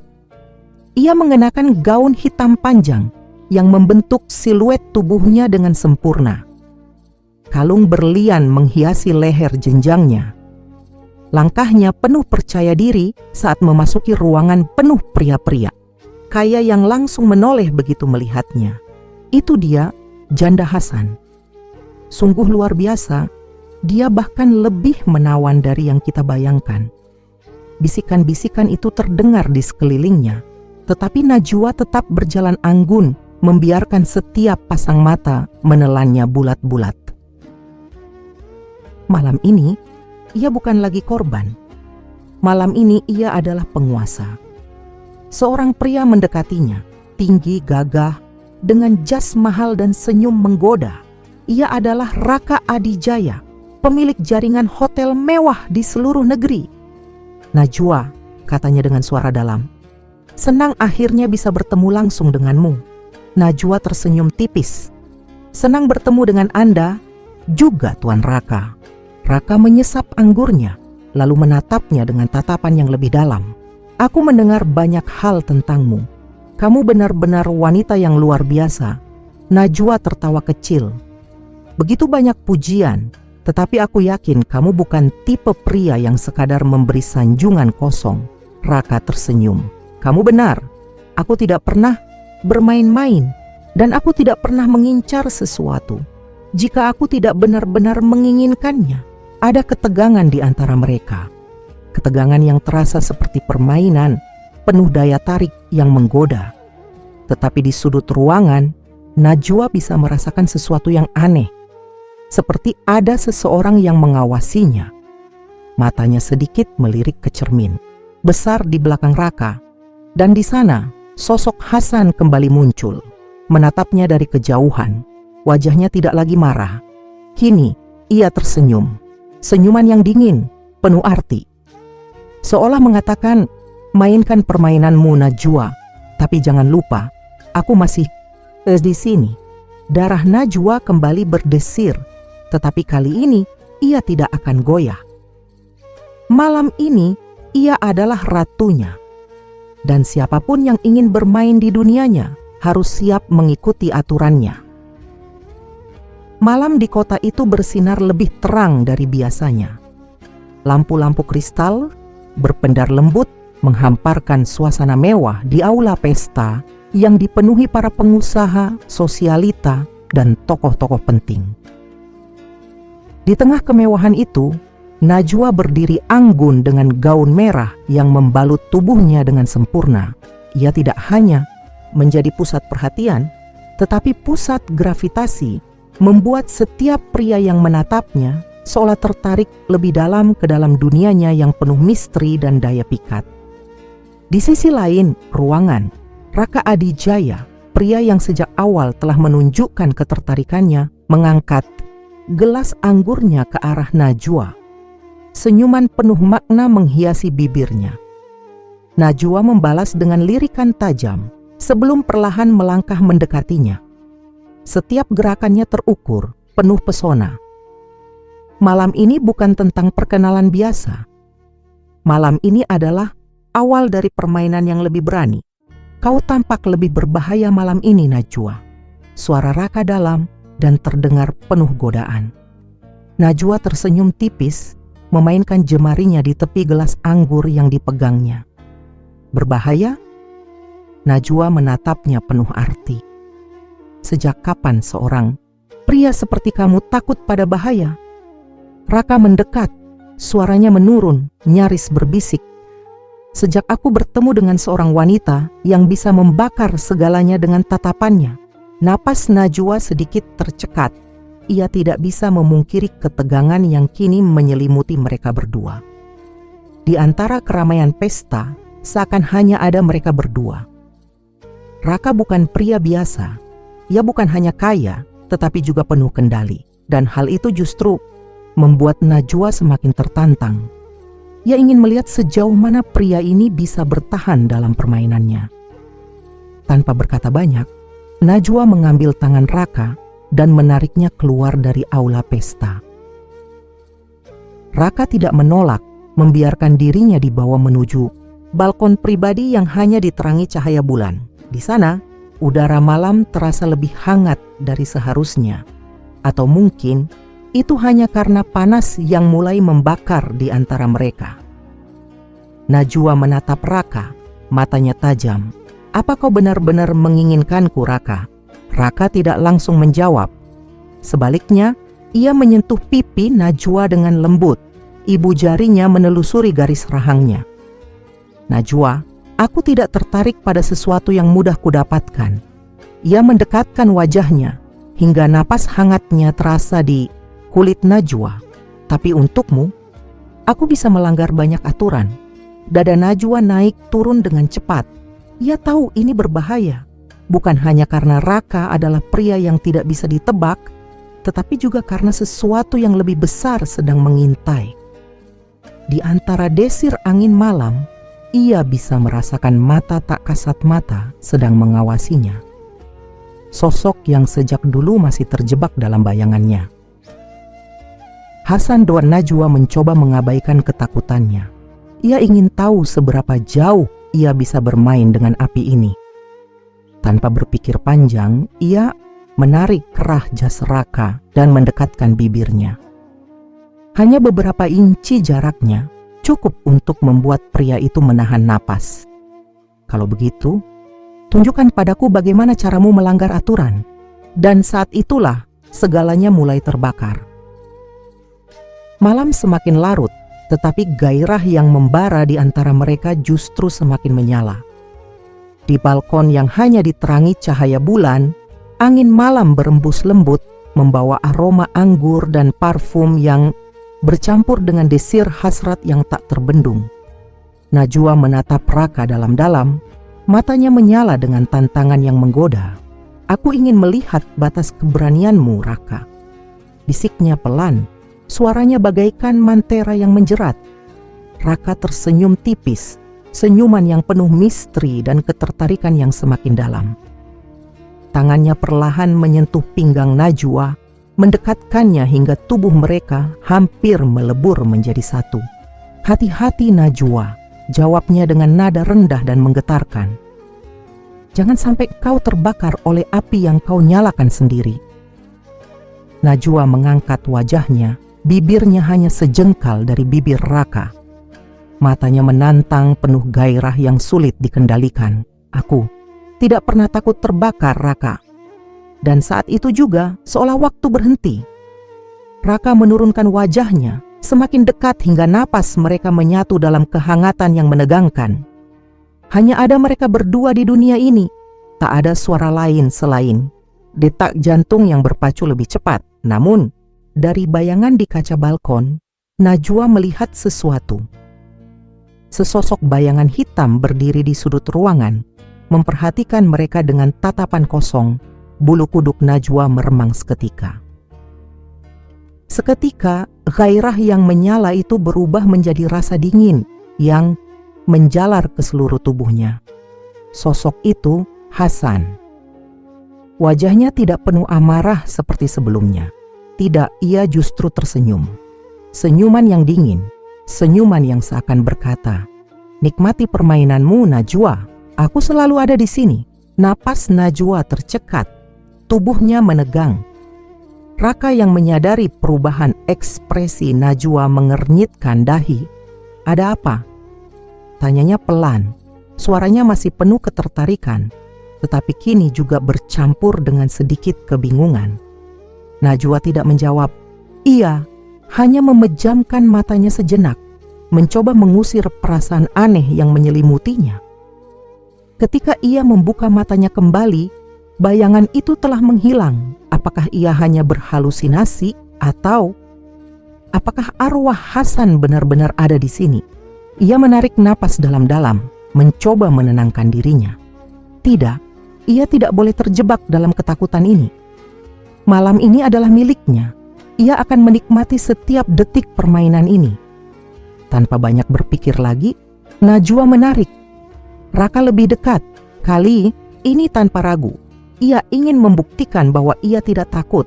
Tidak pada Hasan, tidak pada siapapun. Ia adalah ratu dalam dunianya sendiri.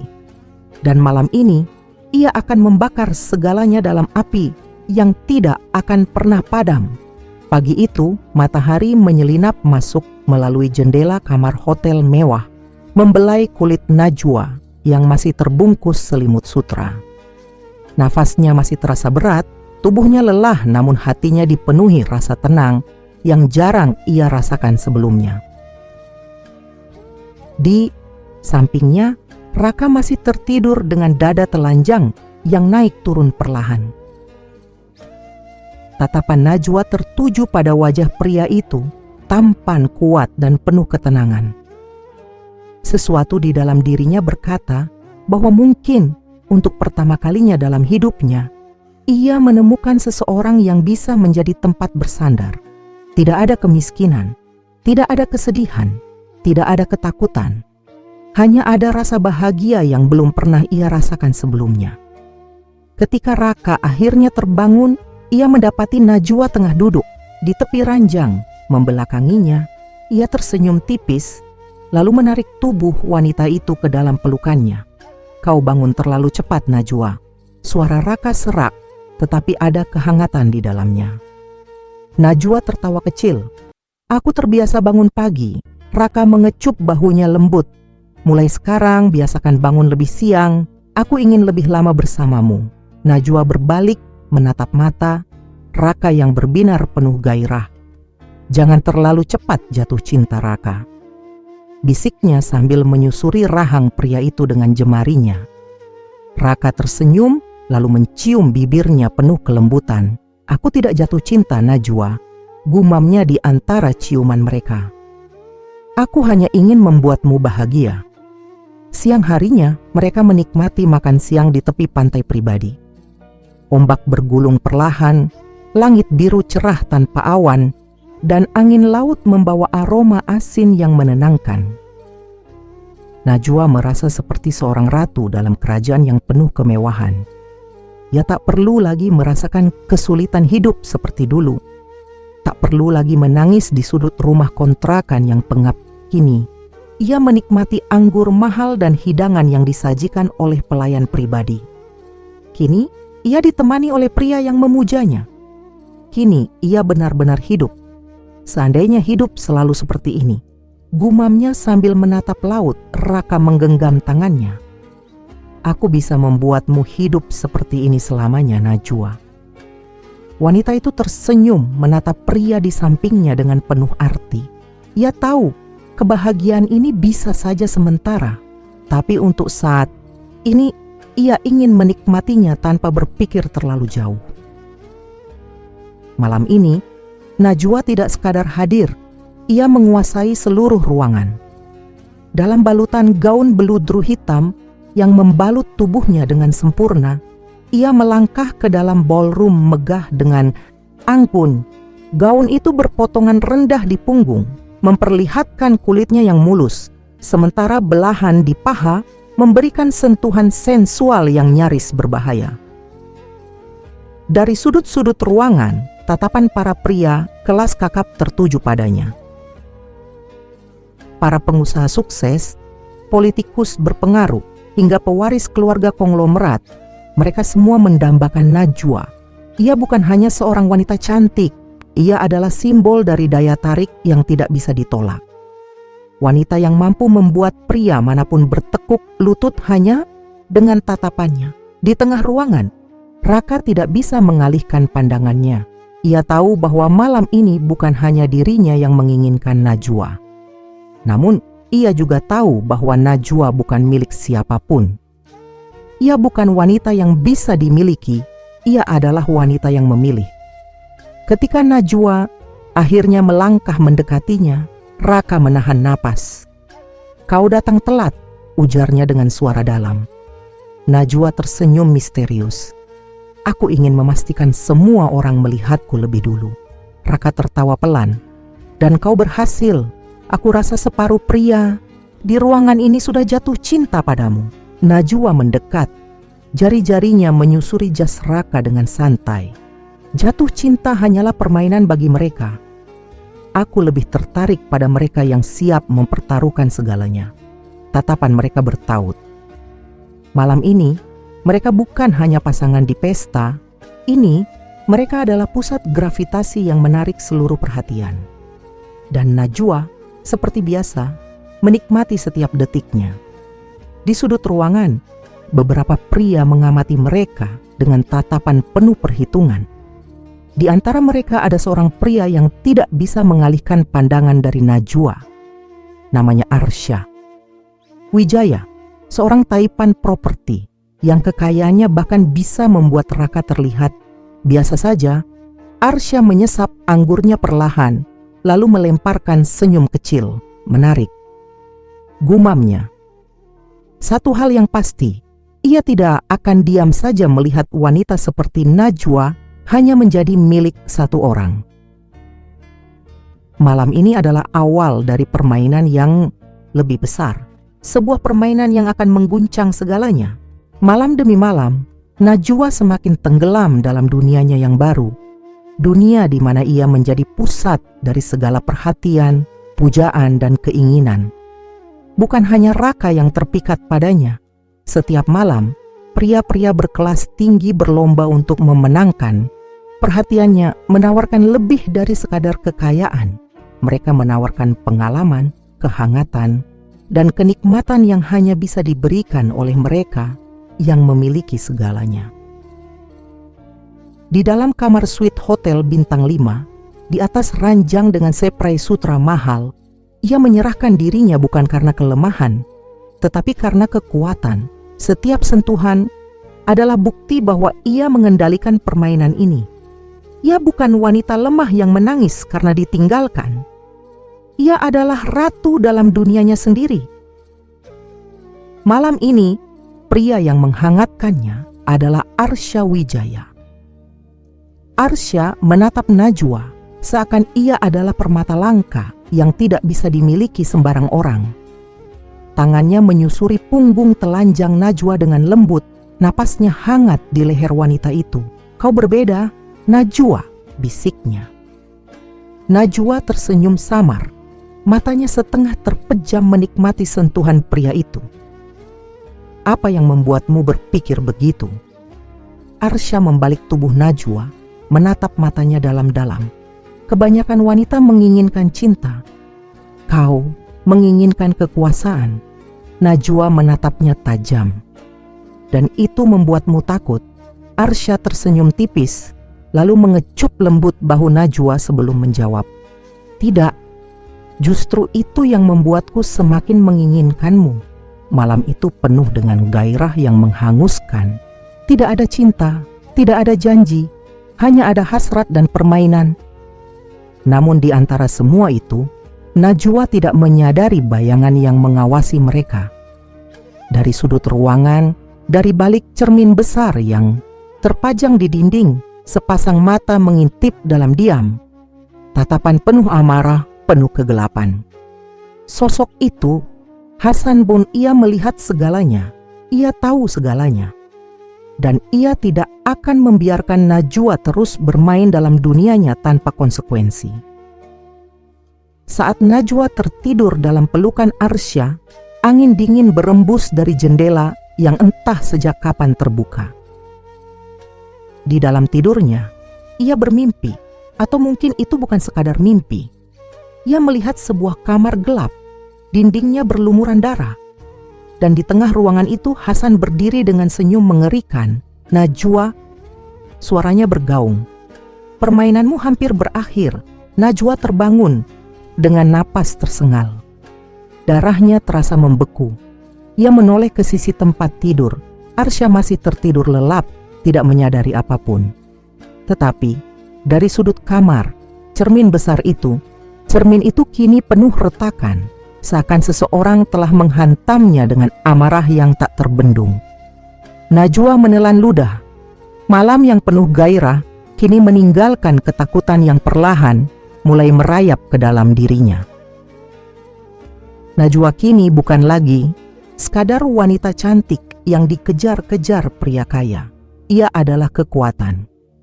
Malam demi malam yang ia habiskan dengan para lelaki kelas atas bukan hanya tentang kesenangan, itu adalah bagian dari permainan yang lebih besar. Ia tidak butuh janji cinta, ia tidak butuh sekadar kemewahan. Yang ia butuhkan adalah kendali.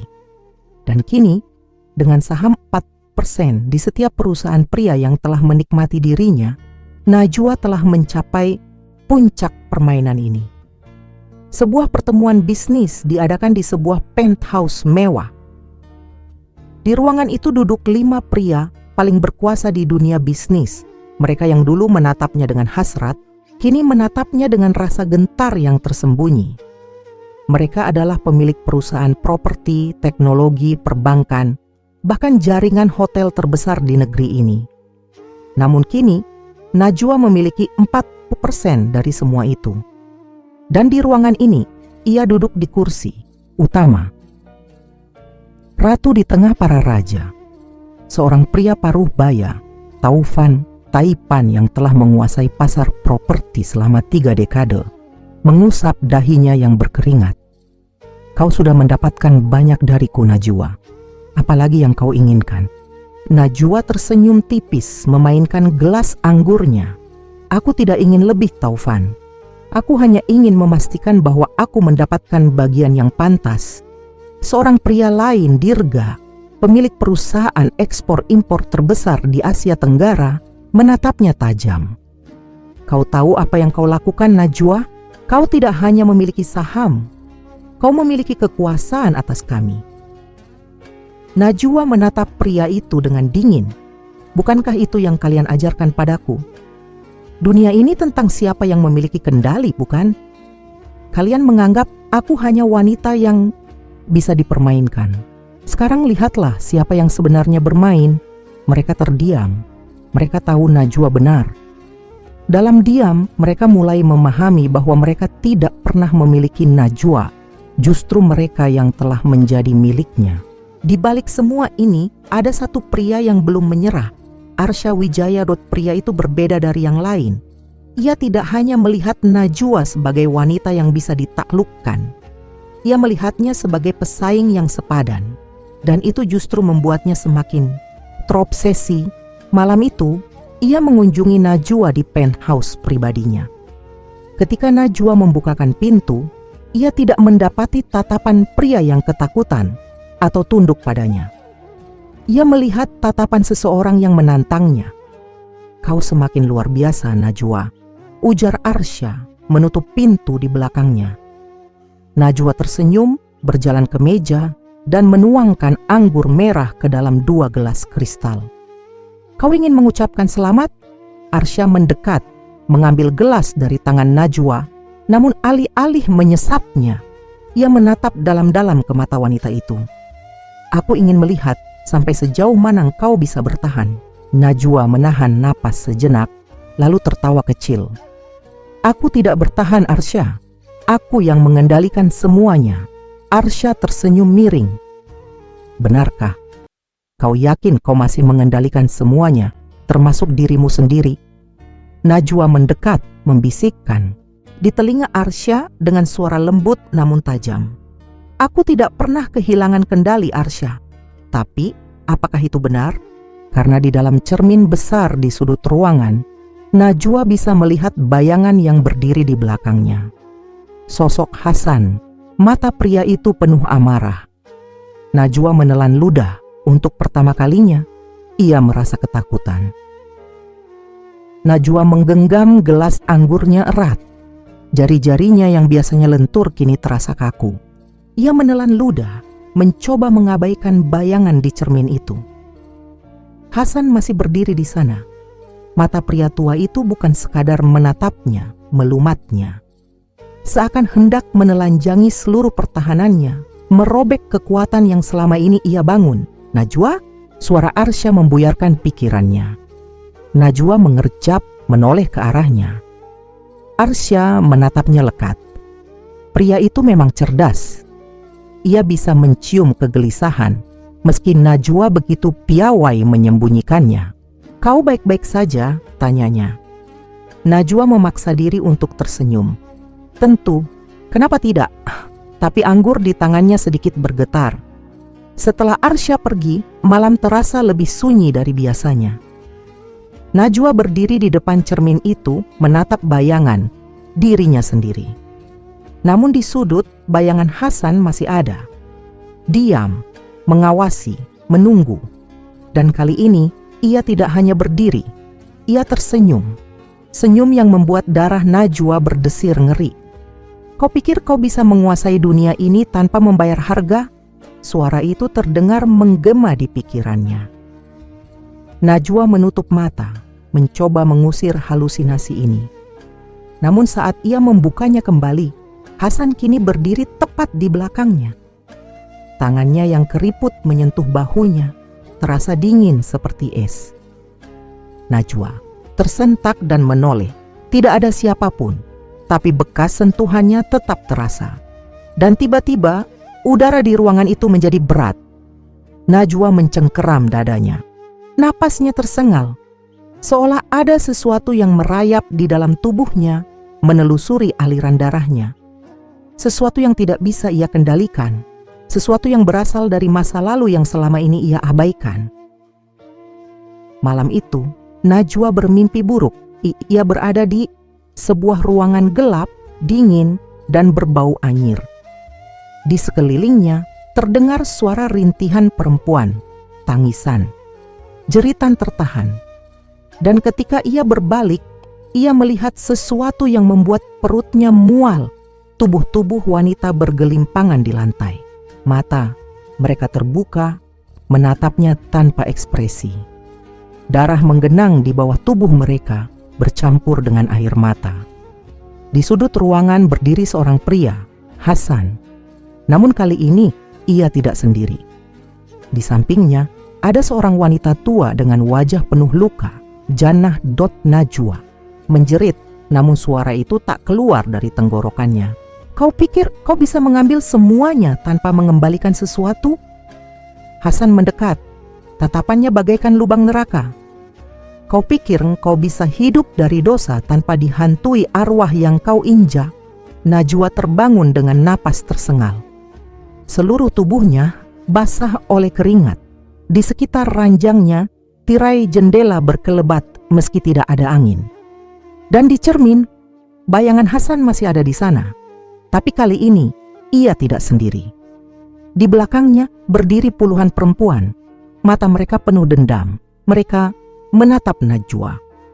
Dan mereka tidak akan membiarkannya pergi begitu saja. Pagi di kota itu biasanya benderang dan hangat, tetapi tidak untuk Najwa. Mimpi buruk semalam masih meninggalkan bekas di pikirannya. Bayangan Hasan, tubuh para perempuan itu, suara jeritan yang menggema dalam kepalanya. Ia meneguk kopinya dengan tangan gemetar. Ada sesuatu yang salah. Najwa adalah wanita yang selalu punya kendali. Ia tidak percaya takhayul, tidak percaya hantu, tidak percaya karma. Tapi mengapa perasaan ini begitu nyata? Di sisi lain kota, sebuah konflik baru telah menanti. Arsya Wijaya, lelaki yang beberapa hari lalu mendatanginya dengan tatapan penuh tantangan, kini mengatur sebuah pertemuan penting. Di sebuah ruang konferensi yang mewah, duduk 5 pria paling berpengaruh dalam bisnis yang sebelumnya tunduk pada Najwa. Namun kali ini, mereka tidak lagi berbicara tentang bisnis seperti biasa. Mereka berbicara tentang bagaimana menyingkirkan Najwa. "Dia sudah terlalu jauh," ujar Taufan, Taipan Property, yang sahamnya telah dikuasai Najwa. "Kita biarkan dia naik, dan sekarang dia pikir dia bisa menginjak-injak kita." Suara Dirga terdengar dingin. Mereka semua menatap Arsya. Pria itu adalah satu-satunya yang masih mendekati Najwa, satu-satunya yang bisa masuk ke dalam kehidupannya tanpa dicurigai. "Kau tahu apa yang harus dilakukan?" ujar seseorang. Arsya tersenyum tipis, memainkan gelas anggurnya. "Tenang saja, dia akan jatuh pada waktunya." Najwa tidak tahu bahwa perang diam-diam sedang terjadi di belakangnya. Siang itu, ia menghadiri rapat direksi di salah satu perusahaan yang kini berada di bawah kendalinya. Di sana, seorang pria baru diperkenalkan padanya. Leonard Hartono, seorang pengusaha muda yang memiliki rekam jejak luar biasa di dunia investasi dan teknologi. Najwa memperhatikan pria itu. Rahangnya tegas, matanya tajam, caranya berbicara begitu percaya diri. Ini tipe pria yang berbahaya, bukan hanya karena pesonanya, tetapi karena pria seperti ini tidak akan mudah dikendalikan. Namun itulah yang membuatnya semakin menarik. Di akhir rapat, Leonard mendekatinya.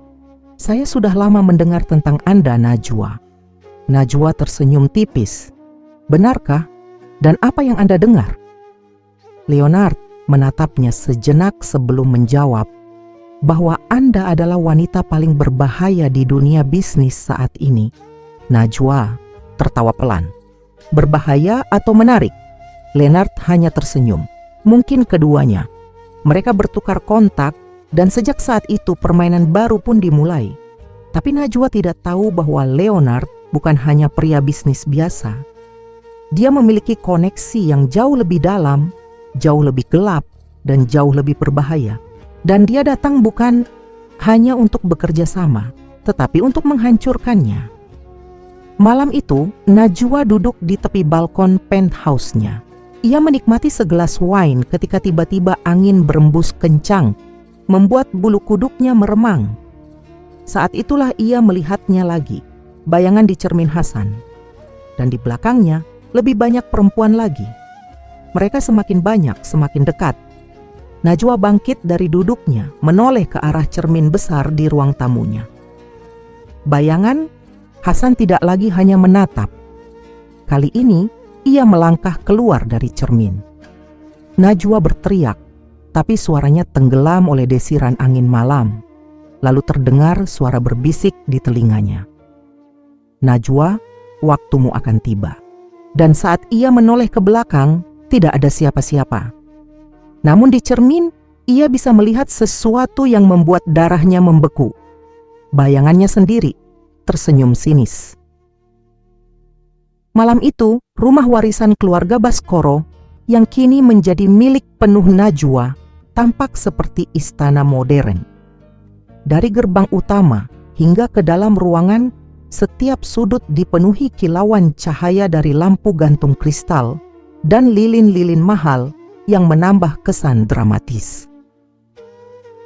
Para tamu berdatangan mengenakan gaun dan jas terbaik mereka. Mobil-mobil mewah berjajar di halaman luas, mengukuhkan bahwa ini bukan pesta biasa. Ini adalah ajang kekuatan. Pesta ini bukan hanya sekadar perayaan, tapi juga ajang pamer pengaruh. Di dalam, suasana penuh dengan tawa, dentingan gelas, dan alunan musik yang menggoda. Namun di balik senyum manis dan tawa para tamu, malam ini adalah arena perang. Sebuah perang diam-diam untuk menyingkirkan Najwa. Pemain dalam pesta di sudut ruangan, Arsya dan Leonard berdiri berdampingan mengamati Najwa yang sedang berbincang dengan beberapa tamu penting. Dia terlalu percaya diri, bisik Arsya sambil menyesap minumannya. Leonard tersenyum tipis. Dan itu kesalahan terbesarnya. Di tempat lain, Taufan dan Dirga, dua pria yang merasa dirugikan oleh keberadaan Najwa, saling bertukar pandang.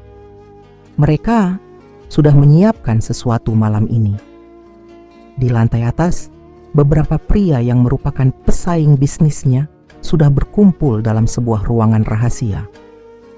Mereka bukan hanya ingin mengambil bisnis Najwa, mereka ingin menghancurkannya sepenuhnya. Dan cara terbaik untuk itu, membuatnya jatuh dalam jebakan yang telah mereka siapkan. Malam yang menggoda Najwa menyadari atmosfer yang berbeda malam ini. Bukan hanya karena para pesaingnya berkumpul di satu tempat, tetapi juga karena ada sesuatu yang tak kasat mata bersembunyi di balik tembok-tembok rumah ini. Sejak ia mengambil alih rumah warisan ini, kejadian aneh semakin sering terjadi. Namun malam ini, ia tidak peduli. Malam ini adalah panggungnya. Dengan anggun, ia berjalan menuju lantai atas, tempat para pria kelas kakap berkumpul. Di belakangnya, para wanita muda mengikuti wanita-wanita cantik yang telah ia siapkan malam ini. Mereka bukan wanita biasa. Mereka adalah calon TKW yang Najwa sendiri rekrut untuk kepentingannya. Mereka tampak polos, tapi sebenarnya sudah dilatih dengan baik. Mereka tahu peran mereka malam ini menjadi umpan, menjadi saksi, atau bahkan menjadi alat untuk membalikkan keadaan jika sesuatu terjadi.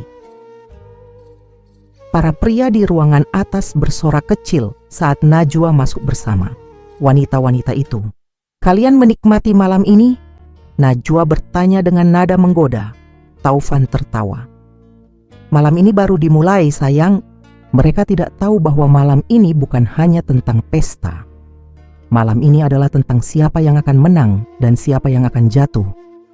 Dan Najwa telah menyiapkan segalanya." Permainan berbahaya dimulai salah satu pria yang sudah mabuk menarik seorang wanita muda ke pangkuannya, tertawa dengan suara keras. Di sudut ruangan, beberapa pria lain mulai berbicara serius. Mereka membahas bagaimana cara menjatuhkan Najwa. Bagaimana membuatnya kehilangan kendali atas bisnis yang ia genggam. Namun mereka tidak sadar bahwa Najwa sudah lebih dulu mengetahui rencana mereka. Najwa tersenyum tipis sambil menyesap anggurnya. Lalu ia memberikan kode kecil. Dalam hitungan detik, beberapa kamera tersembunyi mulai merekam. Semua yang terjadi di ruangan itu akan menjadi bukti di tangannya. Sementara para pria mabuk dalam kemewahan dan godaan, Najwa diam-diam memastikan dirinya tetap dalam kendali. Namun sesuatu yang lebih Gelap mulai terasa, angin di dalam ruangan tiba-tiba berubah. Salah satu wanita tiba-tiba terdiam, wajahnya pucat. Matanya melebar seakan melihat sesuatu di belakang Najwa. Dan kemudian terdengar suara samar, bisikan yang tidak berasal dari siapa pun di ruangan itu. Kalian tidak akan lolos dari dosa ini. Salah satu pria terhuyung, merasa seperti ada sesuatu yang mencengkeram tengkuknya. Taufan mengerjap, merasa ruangan tiba-tiba menjadi lebih dingin. Ada apa ini? Najwa tetap diam, tetapi dalam hatinya ia tahu malam ini bukan hanya pertarungan bisnis. Malam ini arwah yang selama ini menghantui rumah ini mulai menampakkan diri. Suasana pesta yang awalnya dipenuhi tawa dan musik gemerlap kini berubah menjadi mimpi buruk. Jeritan pertama pecah. Salah satu pria yang duduk di sofa mewah tiba-tiba tersentak. Tangannya mencengkeram lehernya sendiri. Matanya melotot seolah melihat sesuatu yang mengerikan. Darah mulai mengalir dari mulutnya. Tidak ada yang menyentuhnya, tidak ada yang menusuknya. Namun ia tersedak darahnya sendiri. Tubuhnya menggeliat dengan wajah penuh ketakutan, sebelum akhirnya jatuh tersungkur ke lantai, tidak bernyawa. Para tamu yang menyaksikan kejadian itu terdiam sejenak, berpikir mungkin ini hanya efek alkohol atau obat terlarang. Namun saat tubuh itu kejang-kejang dan suara terkekeh tanpa wujud terdengar dari sudut ruangan, ketakutan mulai merayap di benak mereka. Najwa berdiri di tengah ruangan, matanya tajam, tetapi bibirnya melengkung dalam senyum tipis. Selamat datang di neraka, bisiknya pelan, hanya bisa terdengar oleh mereka yang cukup dekat. Malam ini bukan lagi pesta bisnis biasa. Malam ini adalah perhitungan, pintu-pintu tertutup, neraka dimulai. Salah satu tamu berlari menuju pintu keluar. Tangannya meraih kenop pintu, mencoba membukanya. Terkunci. Ia berteriak. Yang lain segera menyadari bahwa semua jalan keluar telah tertutup. Arsya menatap Najwa dengan rahang mengeras. "Apa yang kau lakukan?" Najwa hanya mengangkat bahunya, tidak lagi berusaha menyembunyikan niatnya. "Aku hanya memberi kalian rasa dari apa yang sudah kalian lakukan pada banyak perempuan tak bersalah. Para pria yang pernah menikmati keuntungan dari bisnis kotor, yang pernah menyentuh tubuh-tubuh perempuan muda dengan harga murah, yang pernah menghancurkan kehidupan banyak orang, kini mereka adalah mangsanya. Satu persatu mereka akan merasakan penderitaan yang selama ini mereka ciptakan." Taufan menggeram, "Kau gila, Najwa." Namun sebelum ia bisa melangkah maju, suara krek terdengar dari tubuhnya sendiri. Tangannya tiba-tiba mencengkeram dadanya. Matanya melebar saat ia merasakan sesuatu yang aneh di dalam tubuhnya. Darah mulai mengalir dari telinganya, lalu dari matanya, kemudian dari hidungnya. Tubuhnya menegang, mengerang kesakitan, sebelum akhirnya jatuh ke lantai dengan suara gedebuk keras. Najwa melangkah mendekatinya, menatap tubuhnya yang kejang-kejang. "Kau pikir semua perbuatan kalian bisa dibiarkan begitu saja? Salah." Satu wanita muda, calon TKW yang sebelumnya tampak ketakutan, tiba-tiba berdiri dengan ekspresi berbeda.